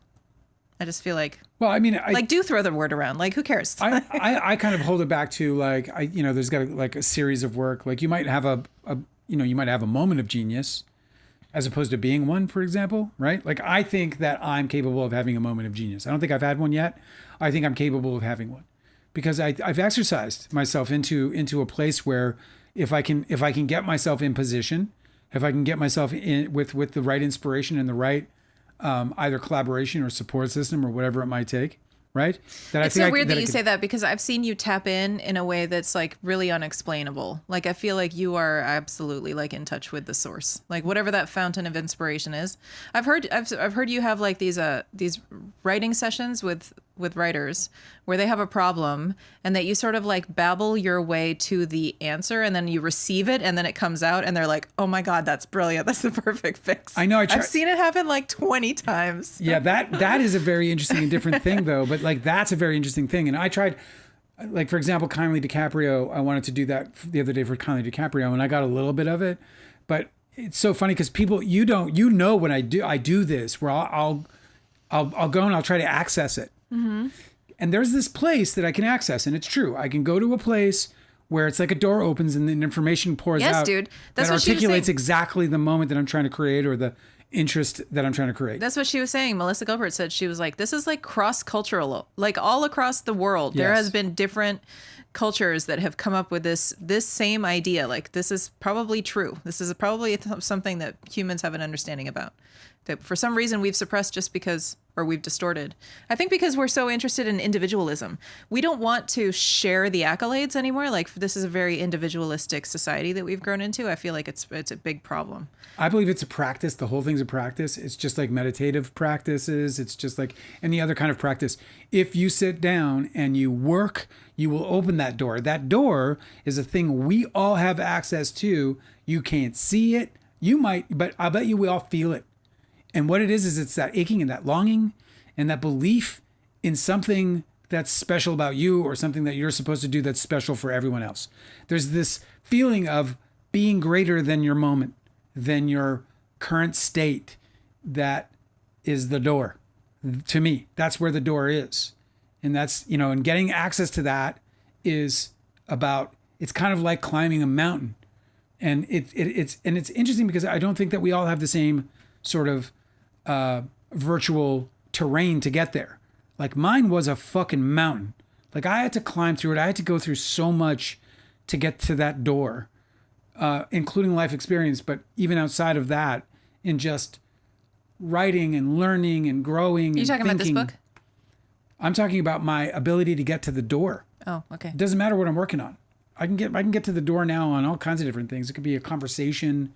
Yeah. And the door, of course, we're speaking about That's what I'm talking about, dude. Like you access it. Like you sort of like stumble around and like feel around in the dark for the knob or whatever. But you get there and when you do, like you click in, it's fucking weird to see. In the topic of geniuses, I don't consider that to be genius. That's just like I literally work toward that. I've always believed in it. When Joseph Campbell said that to follow your bliss, and that by following your bliss, the universe will conspire. He said he's seen with his own eyes the universe conspire to help people who follow their bliss, and that doors that were once closed, or even doors that they didn't even know existed, are now or were now opening, or did then open for them. And when he said that, it was like the light came on in terms of my experience, which again was this idea of more like I had to work to this place where now I know the path. I know the way to that door. And where people fall creatively, I think, is that they get lost in that path that you got to take to get to that door. That is the hard work. Once you get there and you kick that door down, then you can be like, so people who like write genius first albums, they don't do it because they woke up and fucking played guitar for 10 minutes. Do you know what I'm saying? Like they wrote bad song after bad song after bad song. And some will think that that's like, just repetition is the mother of skill kind of thing. Yeah. I don't. I literally metaphorically believe, I believe in a metaphor that of us like having to carve our way through a path that leads to a door that opens up a fountain of knowledge, a fountain of inspiration, a fountain of articulation, right? And that we as these wonderful vessels of creation are able to take and, filter out. So it's an interesting thing because we talk about like a lot of musicians who talk about how that door, I use the metaphor of door, but they just say like a song comes to them. It's not their own. It's just like they just like receive the fucking airdrop. It's like they got picked. Yeah. Yeah. And the interesting thing about that is that had somebody else got picked, it would be a different song. It might have the same components, themes. It might have the same mood and sort of celestial purpose, for lack of a better way to articulate that. I just love this idea too, because like when you think about the concept of a zeitgeist, where everybody sort of like makes they craft their own little version of the same theme, like across the whole society, where like everybody's kind of working on the same thing, but they're not really communing about it. Yeah. The zeitgeist thing, it's almost like I feel like that comes from without too, that there's like information download. Like these things are supposed to come into being, like be part of the conversation now. Yeah. So everybody gets the same download. It's that's how I feel about it. I don't feel like you and a bunch of ancient cultures too. Yeah. Feel about it I mean, and for me, it was like an experience rather than something I discovered in writing. I learned about the Akashic Records. Delicate just said The Hill. Yeah. It's so fucking cool. That's so great. And if you don't know what she's talking about, there's this thing called the telepathy tapes, which it's a podcast. Yeah, it's a podcast called the Telepathy Tapes podcast, which you can find on all the places where you find normally your podcast. If you go to their website, you can actually see video, but there they are examining these kids with, or not examining, they're just like recording these kids with autism that have the ability to read minds, they have the ability to communicate telepathically, and they go to a place called The Hill, and it's a place where nonverbal autistic people converge in this metaphysical space where they live. So cool. And they express, and they laugh, and they speak, and they communicate in ways that they can't here in this earthly terrain, So, mentioning The Hill is great because it is similar to that. Some people call it the Akashic Record, and I've read about it as the Akashic Record back now decades or whatever. But I fucking love this stuff. I love it to death. I know, me too. Because of my personal experiences with it. Because when those moments have occurred, I've recognized them as being out of my space and capability. I've learned things intuitively that I hadn't had exposure to before. And again, I think that's a part of your whole experience, kind of your natal promise, but we're getting into that's a little tricky because a lot of people feel that way about their delusions too, Delicate says that Taylor does that. She said that she released voice notes of demos of songs. Wait. Delicate is her favorite song. I like Delicate. The song and the person. There was a comment that I wanted to get with Delicate. Do you want to hear more about yes, Perez Hilton? Okay. Lee is saying that the judge compelled Perez Hilton to reveal the names. Perez wanted to give them code names, remember? Yeah. He was like, what if I don't tell you, but what if I like... What if I say purple sock? Blue sock? Red sock? The judge was like, no, you need to tell me who these people are. I'll take their names, actually, which is interesting because it's a compel. He's for the judge, it's still under seal. Rida said, I saw him retweet me and I was like, what the fuck? Feels like a huge win for me for him to use my tweet to basically admit defeat. Who's tweet? I would have an amazing time with that too. Who did it? Ritus. That's so fucking great. I know. I love it. I wish, I'll tell you, man, I got liked by David Crosby, like one of my tweets, and it just made me feel close to him. Also, Ice-T. David Crosby likes me. Ice-T. Ice-T? Yeah, I didn't even get retweeted. If I got retweeted, I'd tell people we go way back. I'd probably talk about their families, like they're my families. I kid, of course. That's funny. Oh, Kindly DiCaprio said, Flo is one of my favorite characters because she clearly does not like them, but she has to pretend to for her job. Yeah. That's so No, great she's like how a it comes metaphor. through. She's like a metaphor for so much of life. I love her. She's one of the best and most important characters in the whole movie. Delicatessen's in a movie club, and they're watching her pick tonight. Which is? Drop Dead Gorgeous. Oh, sweet. That's great. Go get it. Have you seen it? No. You haven't? I don't think I have. We got to watch it. I'll watch it. It's super fun. Polly Holliday is dead. She's 88, though. It's not like she didn't fucking kill it, bro. 88. If I get to 88, man, 88, with my stomach. That's the name. I mean, that's the age that they said that Maru was in cat years. Oh. Maru's gone. I know. We're so sad about Maru, but Maru lived. Life will never be the same. Lived like she wanted to in all of the boxes at the same time. Oh yeah, Maru. SC has an interesting comment. Okay, I want to share with you. Lay it down. I think cracks are beginning to show in the Baldoni camp. Okay. Perez thought he uncovered the source of the two bodies quote as Craig Hodges, but it turned out to be another dispute. Did you hear about this? Oh, No. the Craig Hodges dispute. You know about this. So a lot of people are claiming that Wayfarer is doing Craig Hodges wrong by basically holding his IP hostage. He had a memoir that he was trying to turn into a biopic. Yeah. Yeah, Okay? I can't know who he is. Yeah. Yeah. And so you clarified this for a lot of people. This was like in your TikTok ancient history. You Yeah, know? way back when we were kids. Yeah. Yeah. So I thought your insight as a filmmaker was really clarifying about this. And you said that the Wayfarer parties weren't doing anything wrong to Craig Hodges. I wouldn't think so. Can you explain? Yeah, so like if I understand the facts correctly, then they optioned a property. Yeah. And then they held that property for the period of the option, and they probably had an option to renew it, which they may or may not have taken. You also thought that they had developed it into a screenplay too, right? Well, they did. So what happened is they optioned the property, and then they had somebody write on it, and so then the property takes on debt, and they're not going to release the property's debt. So an example of it is like I had a friend who wrote a spec script that he sold to Miramax for $350,000. And then Miramax had a window where they had to make it. It's like a 4-year window. So they gave him $350,000. He went and bought a Lotus. Dumbass. Yeah, he still has it though. It was like fucking 90s. Is he broke with a Lotus now? He's broke with a Lotus. Yeah, fuck. He won't let it go. He's came so close to fucking selling it. Maybe he has. I haven't talked to him in 10 years. But anyway, I digress. That movie didn't get made in the 4-year window that Miramax had. And so it goes into what's called turnaround. Okay. And turnaround is when it kicks back to the writer or to the producers. But it goes into turnaround with that debt. And they can shop it around, but Yeah. it has that debt attached. Now, if a movie has a term on it, which almost all options do, and those options can change in length of time based on the investment in. So like, for example, if I option your option your idea, right? You come to me, like you pitch an idea. I'm like, yeah, dude, your life story is really incredible. Let's make it into a movie.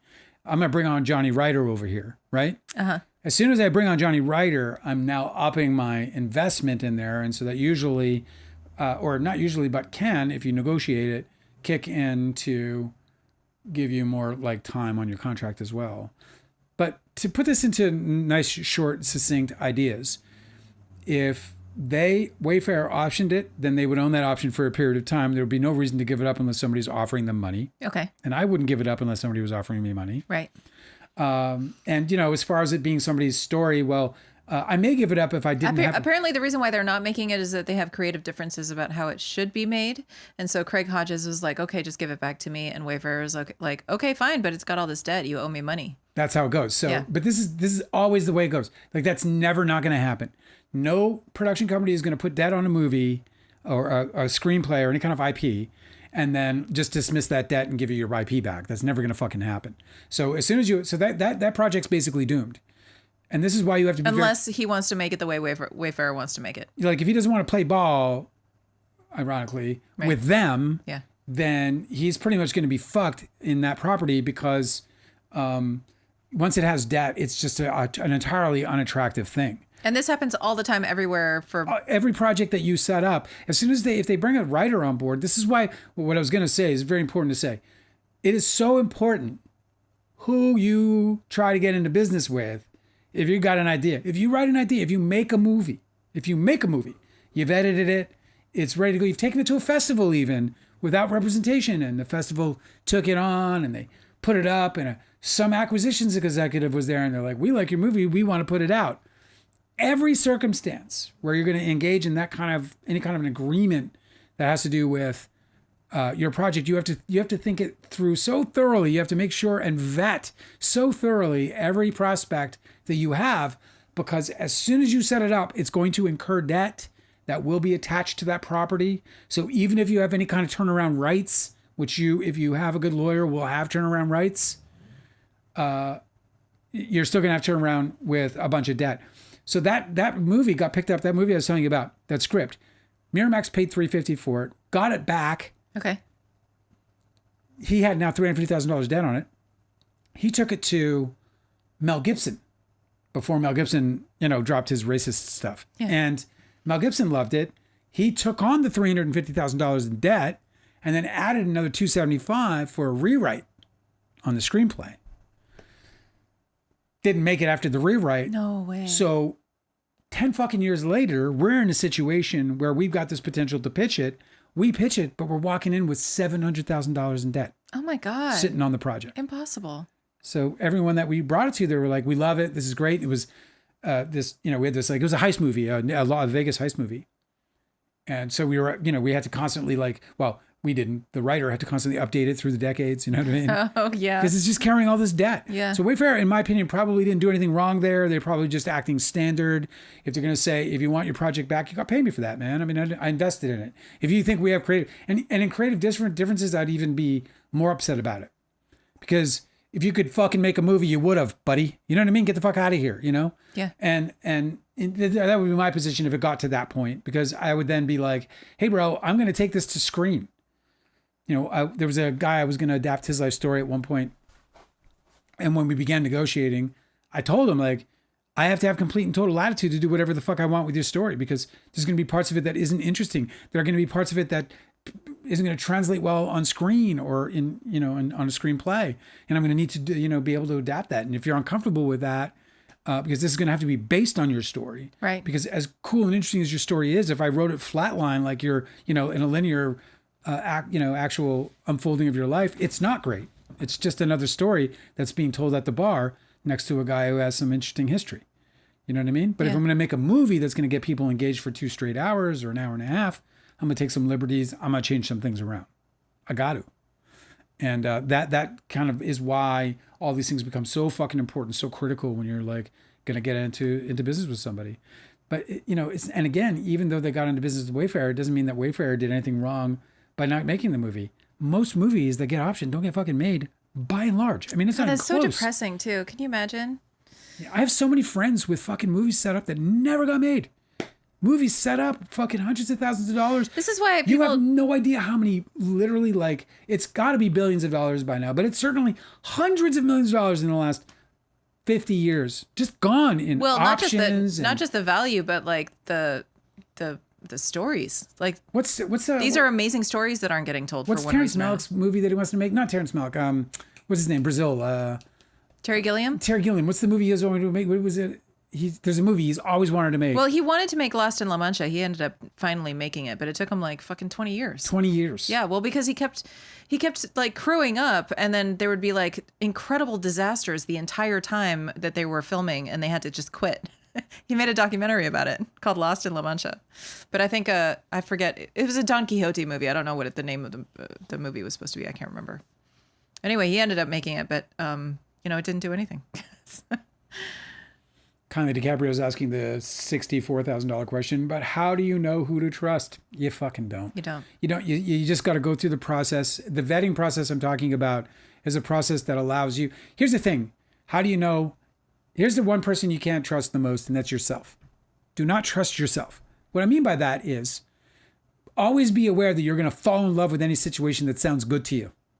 You're going to fall in love with it. You're going to want to fall in love to it, in love with it, right? It's like, you see a guy, right? He's across the room. He's fucking perfect. Like everything about him is perfect. Huh? Kidding. Henry Cavill, right? And in your mind, you have a conversation with him and you can hear his voice. And it's not like a high, squeaky, cracking voice. It's low, like deep, whatever kind of voice you like. It's that in your voice because you... Kermit the Frog here. But he shows up and he's like, hey, I saw you looking at me from across the room. And everything is shattered. You have to be sure that you're not creating an illusion with the people that you're around that is going to help facilitate your dream. But instead, be highly scrutinous of the people's fingertips. People know how to manipulate others too, like especially in Hollywood where they take meetings all day long. Like they get really good at tricking people into yeses. Yeah. Lee said, I watched Perez last night. This is back on the Perez Hilton topic. There's a thing called Perez? Oh, just watched him. Yeah, okay. Yeah, I watched Perez last night, tried to get caught up. I saw that he's I guess he's admitting defeat. Lee said, my husband is an attorney and he keeps saying Blake should get a motion of summary judgment soon. Well, I'm not an attorney and I've been who said that? Lee. Yeah, Lee, I've been saying that for how long? But that wouldn't happen before the Wayfair depositions, would it? It can, yeah. Really? Sure, why Where not? they wouldn't even be deposed? We already know that spoliation can cause it. So if they don't turn over they're already late on discovery. Oh my God. Like they're going to pay a consequence. And summary judgment is I think the likely consequence because I know. I don't want it to happen though. That'd bum me out. It's not great for Lively. It's not great for Lively. A summary judgment is not going to be great for Lively, except that it's going to be such a huge amount of money. It's going to be shocking. I think it will will shock she ever people. get it though? I mean, does anybody ever get It's their... not going to matter. She doesn't fucking care. They're eating from silver spoons. They don't fucking care about that. They don't care about the money. It's all symbolic, bro. You think a billionaire cares about his money? No, I mean, he just that's cares the about the problem. score that his money represents. we mentioned this yesterday. I was thinking about it more today. There's no consequences for a billionaire. There's none. Like they're basically exempt from consequences in society. The only thing that you can do to a billionaire is imprison them. They have the same kind of consequences that I had when I broke my fucking favorite cup. Do you know what I mean? I broke my favorite cup, one of a kind, can't be replaced. I'm fucking pissed off. I'm angry. It's a broken cup. Everything is a broken cup to them. Because guess what happened? I poured my tea into another cup. Yeah, I drank that's from what that I cup, mean. and it was the same There's tea. no consequences. It's like this whole like AI debate. You know, everybody's implementing AI, but there's no way to hold a robot accountable for the decisions or the choices or the words that they choose to make. You know, it's really fucking stupid to implement this more and more and more into society.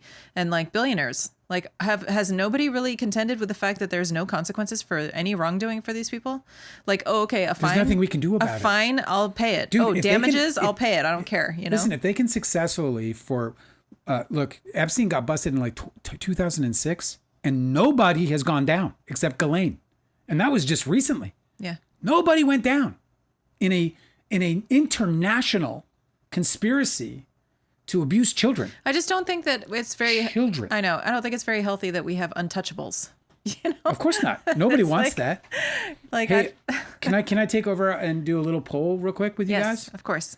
I don't know how to set up polls yet. I will eventually, probably, if I have to. But did you get the little circles that we're doing? Let me show you them real quick. Yeah, let me just show it to them.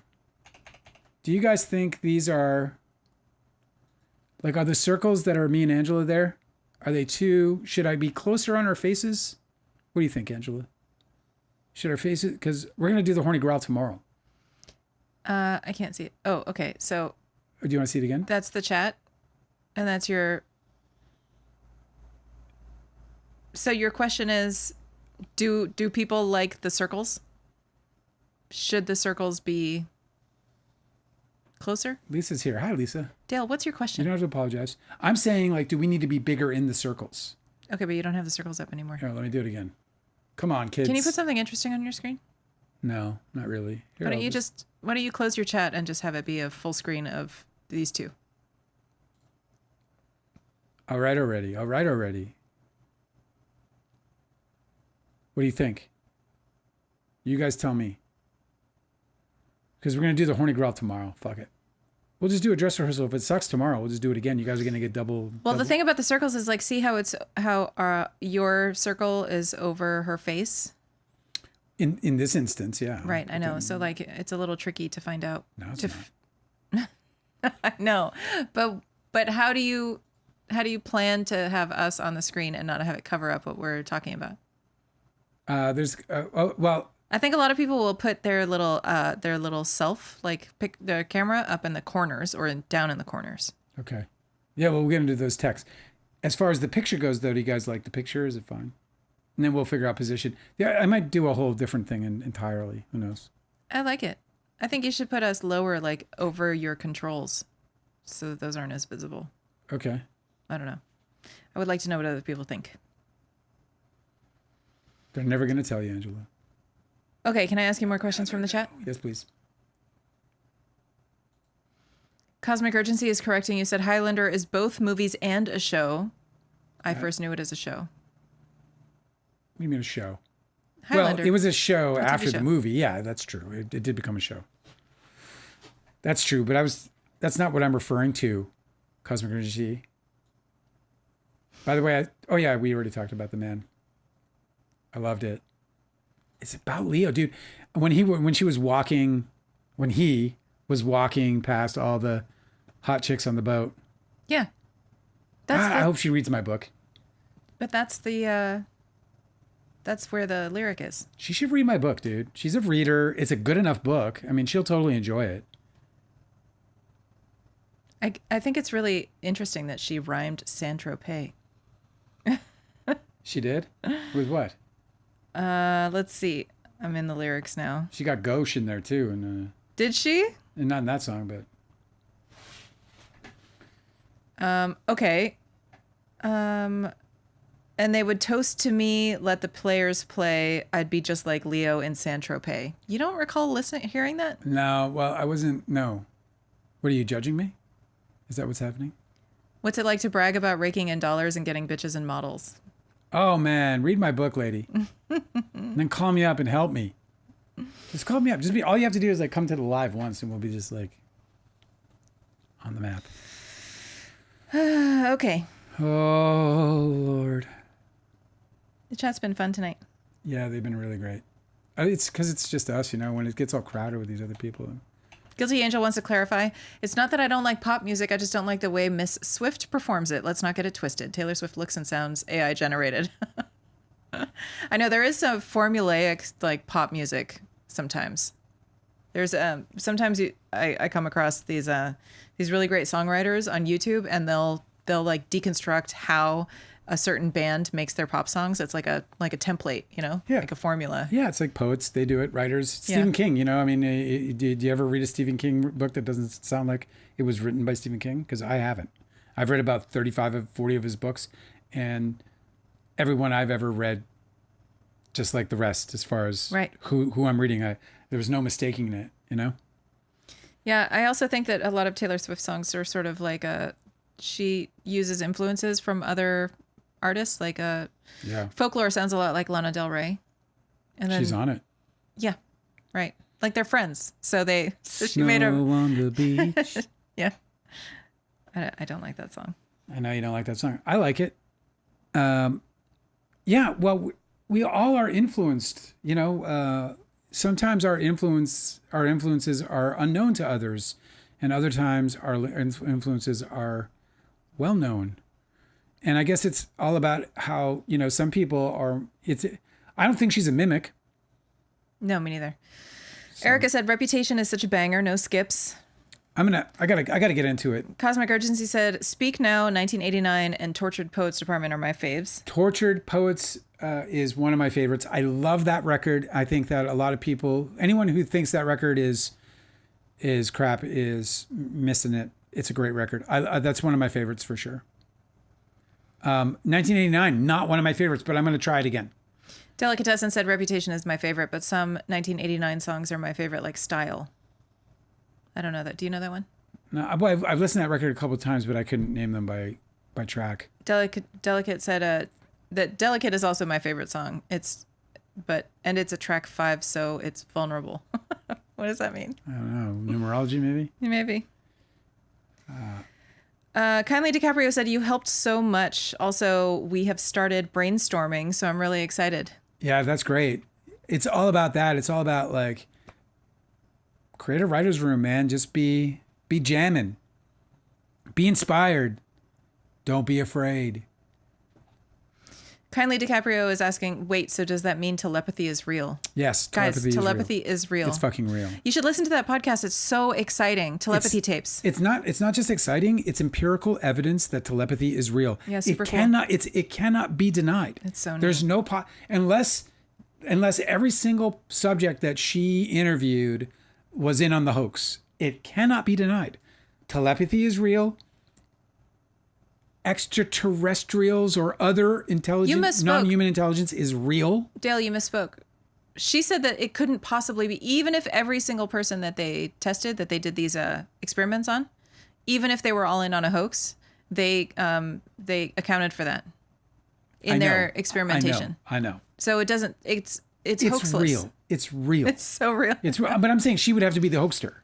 The filmmaker herself would be the hoaxer, rigging it all. Right.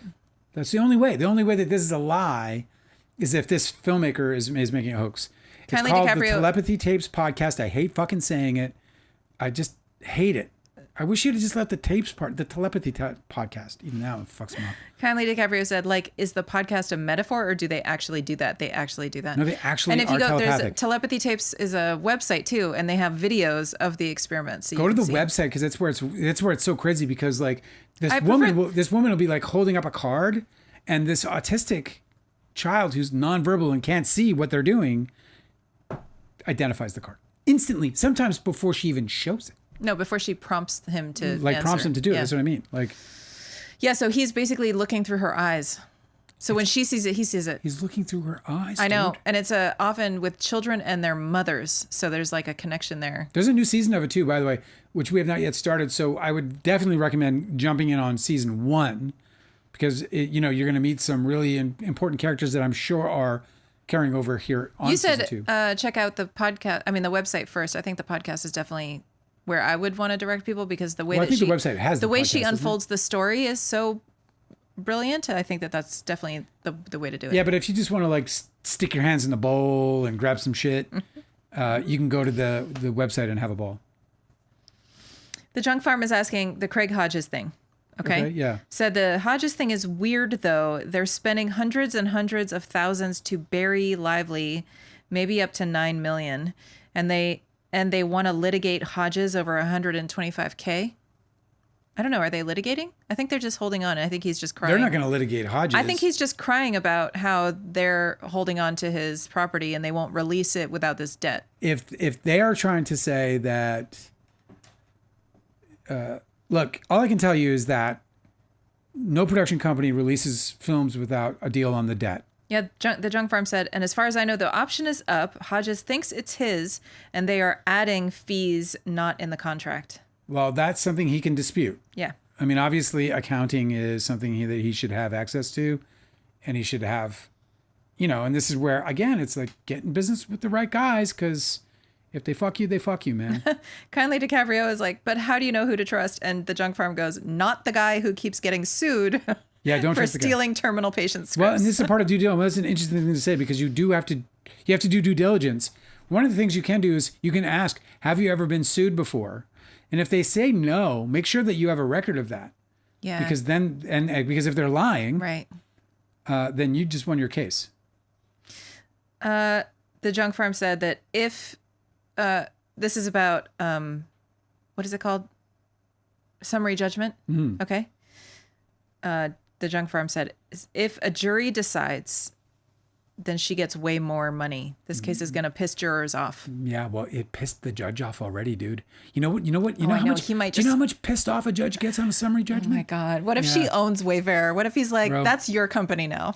He might turn around and say, he might turn around and say that he, in the discovery, learned that Mr. Sarowitz was willing to spend $100 million in the destruction of Blake Lively. Surely he'd be willing to spend more than triple that to repair the damage he's done. All I'm saying is, don't be so sure that a judge won't fucking absolutely lob their heads off, proverbially, of course, in a massive judgment. Don't be so sure. And by the way, I would venture to guess that a judge would also feel similar to the way you're feeling in that regard.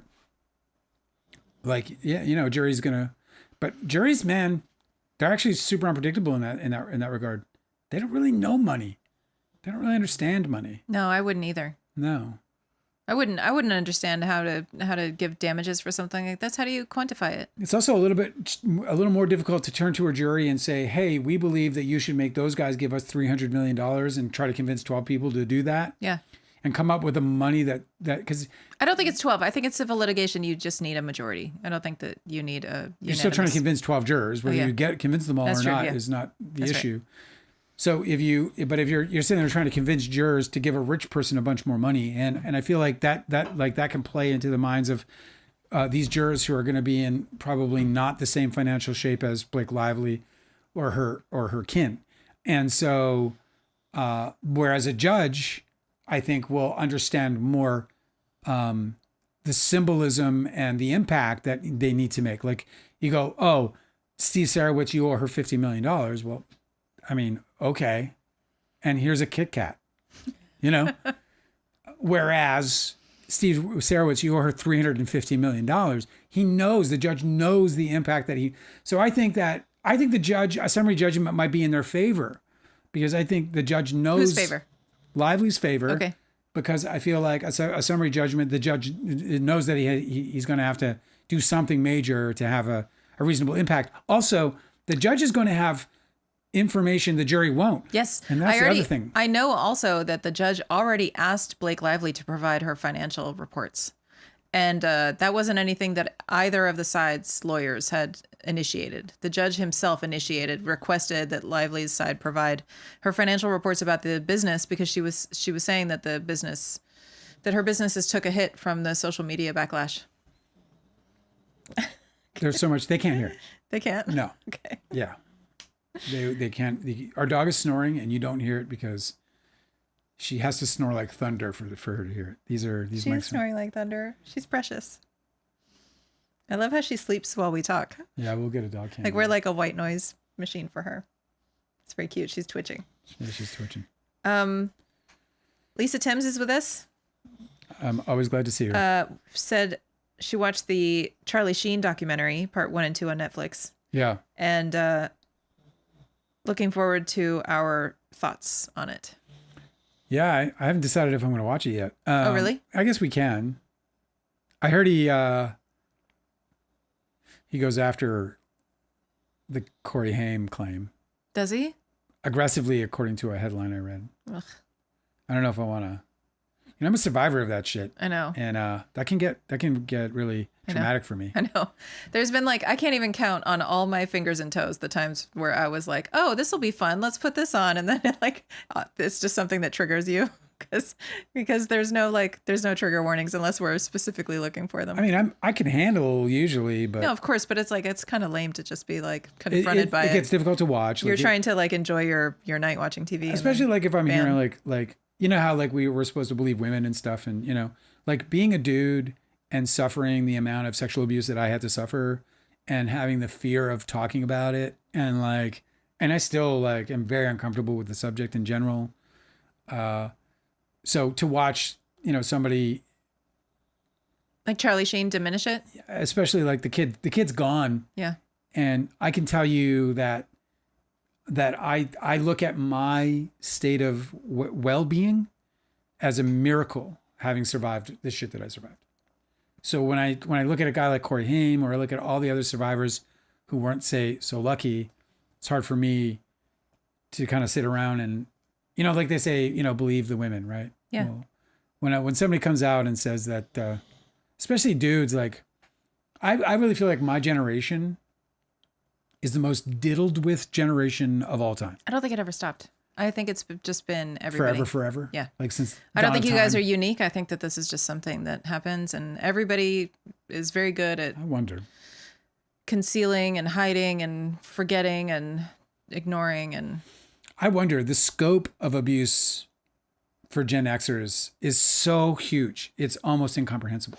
it's probably happening a little less now that kids aren't, what did they call it? Like latchkey kids, where you're not like a free range child, Everybody's like stuck in their houses, Lisa said something interesting about it. She said, you should. She said, that's the part that bothered me the most, that he aggressively denied it. Doth do protest too much. Ooh, see what I mean? Well, good. I hope that he looks guilty as hell, because I don't believe him already. I don't believe him at all. And I can say between those two, the two Coreys, they both just did not adjust well. They did not move well into and move into a well-adjusted adulthood. And that doesn't necessarily mean that they were abused, but I would say that there are red flags at least.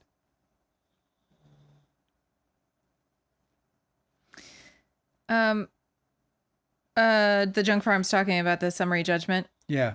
Baldoni sued for $400 million, so I'd start there. Yeah, exactly. Well, that's a great point. That's a really great point. You know what? You thought that your damages were $400 million.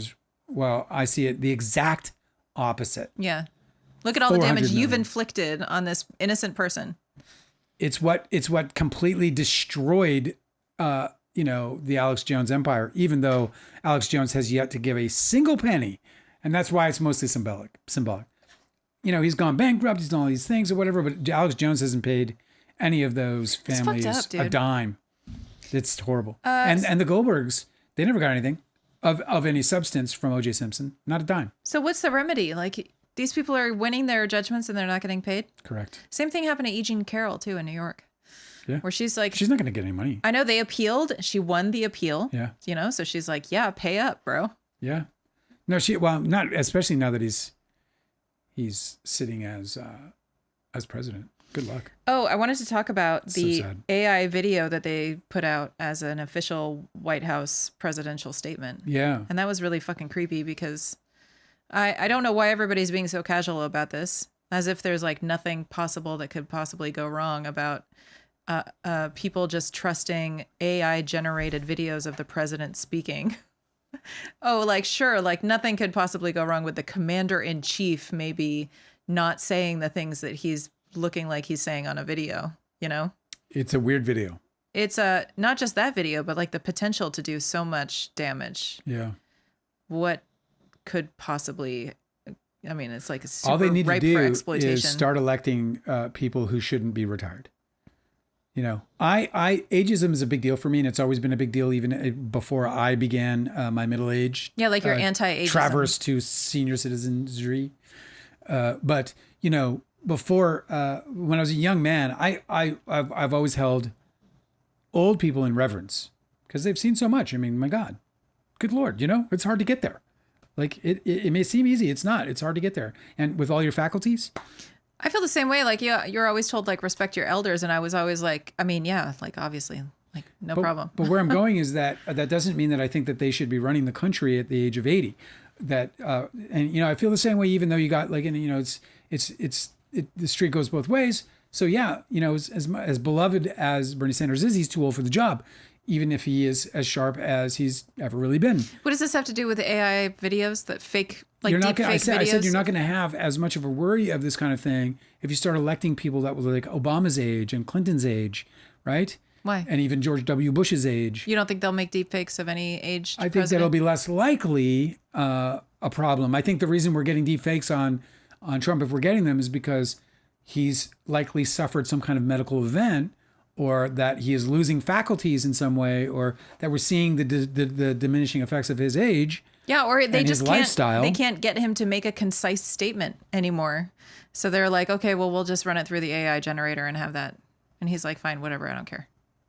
But I just feel like there's, in warfare, you don't think that there's possibly a way for somebody to like fabricate a video of a president saying something and have that be like used to manipulate a populace? We have always suffered from this possibility in this society, even without AI. Back in the day, it would just been forgeries. Yeah. We've talked about doubles being out in public for ages, long before. And I bet you that was even more common when it was only the newspaper that would make somebody famous. Things like doubles and other deceptions.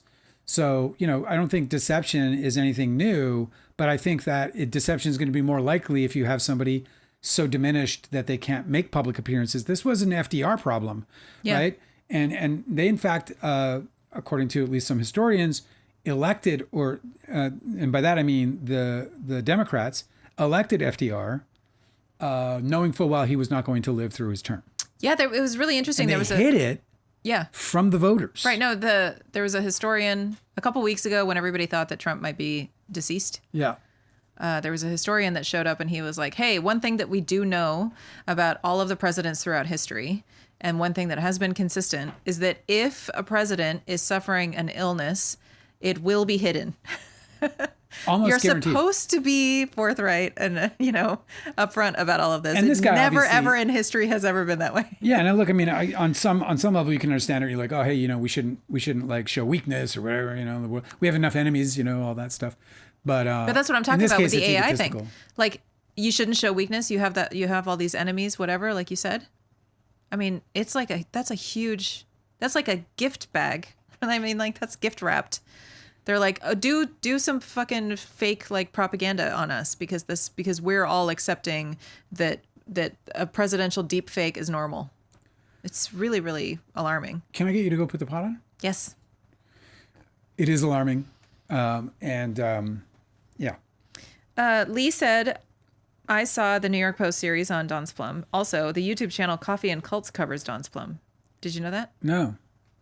Maybe I should reach out to them. I've never even heard of that channel. Isn't that weird when they don't reach out to you? I always find that a little peculiar. Like, here I am, I know everything, mostly. I know. I was there. Yeah. You're available. I've been fighting this shit for forever, man. Just forever. You guys are so fun to hang out with, though. Coffee and Cults. Yeah, well, I'll check it out. Maybe I can reach out to them and they can give me a shout out so we can grow our channel. I'll tell you that Angela and I have been talking a little bit about the growth of the channel and how we want to do it. There are a lot of times, like, right now we've had a small night. We've had like, I think under 100 people come tonight in total. And then, but it's our core group, who you are. And I want to grow with that. I don't want to here's an interesting story. I was, screaming and yelling at Andy Signor. We've had this conversation more than once. And in the conversation, I told him that he was like going like full, like on the the right wing crazy side of things, not right wing, meaning like be a conservative. I'm saying, the far right. And he started screaming about how like he can't help it. He has no choice because he has Trump supporters. He hates Donald Trump, but that he has Trump supporters. And so he has to feed the Trump supporters. And I just don't want to build a community filled with people that I don't want to that I can't enjoy my time with. So I would rather have like a small community, Angela rejoins us here momentarily, than have a large community of people that I have to somehow feed garbage to in order to keep them alive so they keep me alive. Like, I'd rather just not. Do you know what I mean? Yeah. Hello, welcome back, Angela. Hello. Thank you for chilling with us. Lee's reading Molly's Game right now. Yeah, I enjoyed it. I thought it was a fun book. She inspired me to write my open letter to Leonardo DiCaprio, which you didn't watch the movie, right? no, I would love to. Are you interested? Yeah. Corey Feldman moves just fine to me. That's so funny. Corey, somebody tried to hook us up, me and Corey Feldman. And he hit me up for a minute. And then I told him, I was like, hey, we should work together. Because I feel I'm capable of taking any kind of level of talent and getting the absolute best out of it. Like, I feel that is my one greatest talent that I offer the world. I believe that about you too. I can get whatever talent you have, I can get it out of you if you want to go through the process with me. And Corey Feldman has talent. It may be not musical. It might not be dancing talent. But yeah, I think he's got a lot of talent, a lot of creativity. And so I feel like a bit of a Rick Rubin in that way. Like that I can take your talent and I can give it direction. I can give it scope and purpose. And, I can I sort of dust off the depths of its truest forms, And so I reached out to him. I was like, let's fucking do something together, bro. Like, I'm fucking mad talented, What happened? He ignored it. And then you know what I did? I was like, you know what? Fuck you. I didn't want to work with you anyway, bitch dog. I don't know how compliant he would be to direction. I feel like he's the sort of person who's like has to go on his own path. And that if you try and like pen him in by just giving him like constructive, assistance, guidance, whatever, that he'd probably feel hostile to that. Well, I was pretty okay with him saying nah. Yeah. Nah. Just like that. Yeah. Lee said, I'm learning so much about Hollywood. Glad I live in New Hampshire. Well, the weirdest thing is like you're going to learn a lot of the bad stuff of Hollywood. I've obviously got some stories, but I love that place. It's one of the most magical places I've ever lived. That while it's encircled by sort of vicious, hungry wolves, it is also jam-packed tight with angels, with creative, brilliant angels. It's true. I think, if all you ever hear about is scandal, that's just because that's all that you ever hear about. Everybody else that's not involved in a scandal, that isn't making headlines with a scandal or whatever, they're just too busy being collaborative and awesome. The bad guys are louder. This is the only thing here. The bad guys are louder, and the good guys, they're there. I was one of them. I was one of them. I flawed to my bone like every other man, woman, and child. But I was never anyone to worry about in terms of, your safety and my integrity.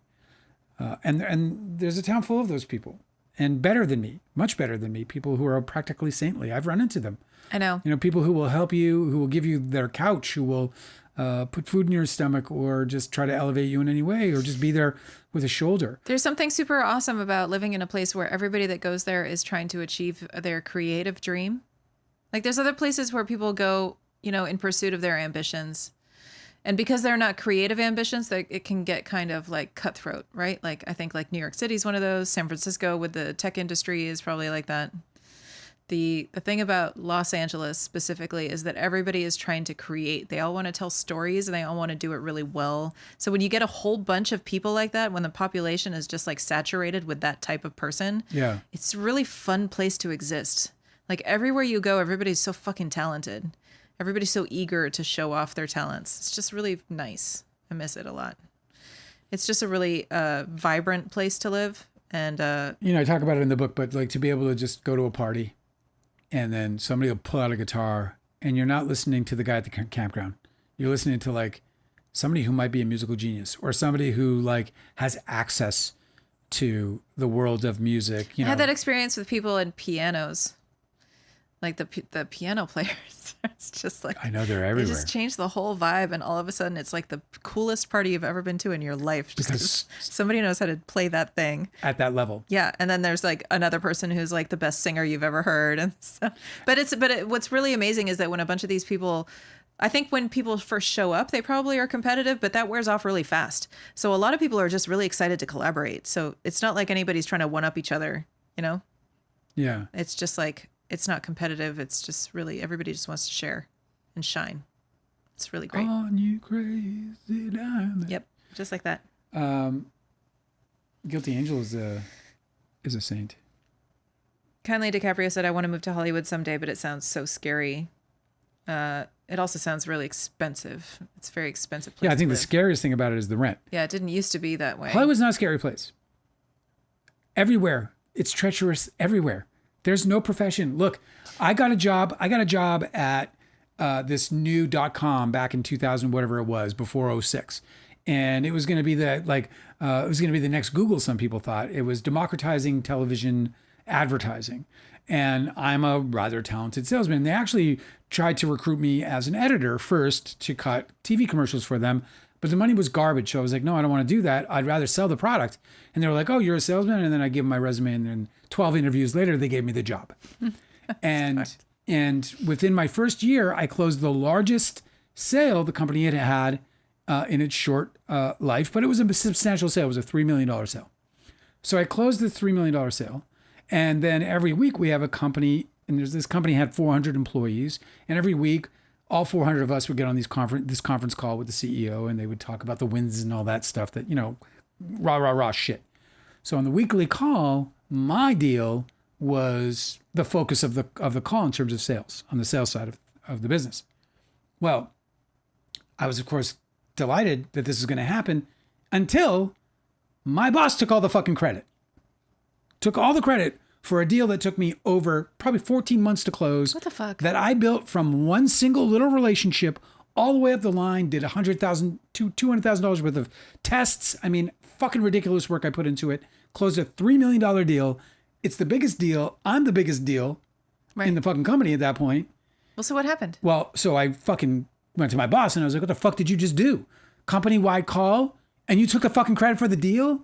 And then he sent an email, my boss, to the CEO of the company saying, and by the way, Dale played a big part. He said Dale played a big part. So he wouldn't even concede after you confronted him. Oh my God, dude. This is what I mean, dude. So I'm telling you, like, Christian movie, I can tell you a story. The Christian movie I made, I can tell you stories about people fucking people over. I'm on the list. Don's Plum, it doesn't matter where it is. You're going to get fucked over. Radio sales, right. It doesn't matter because unfortunately there are bad actors, and bad actors have fangs, and they suck the blood out of the people who are successful, the people who are making a difference in the world around them. There's like two books that you have to understand if you're going to start like trying to play big stakes games in creative, right? Yes. You have to read The Art of War by Sun Tzu. Yes. Because it's really, really, really wise to become a strategic thinker when you're dealing with people. Yeah. And avoid power struggles, avoid conflict. Right. And you also have to read The Prince by Machiavelli, because there is a type of person that you will encounter. It's great advice. Definitely adheres to those moral rules where they're like, I don't give a fuck about those people. I'm going to manipulate them and get what I want, because that's what matters. Yeah. So you have to just learn you have to like know your enemy, so that you can identify them and avoid them. Of course, Lee says that's typical Dale bosses do that. Well, that's my point, because like that's what we're running into. Like when we're talking about these problems in Hollywood, it's problems with bosses. They're a different kind of boss, but it's still problems with bosses. Leo was a boss. Toby was a boss. They were the boss of the clique we were in, and it goes up the ladder from there, right? Baldoni was the boss.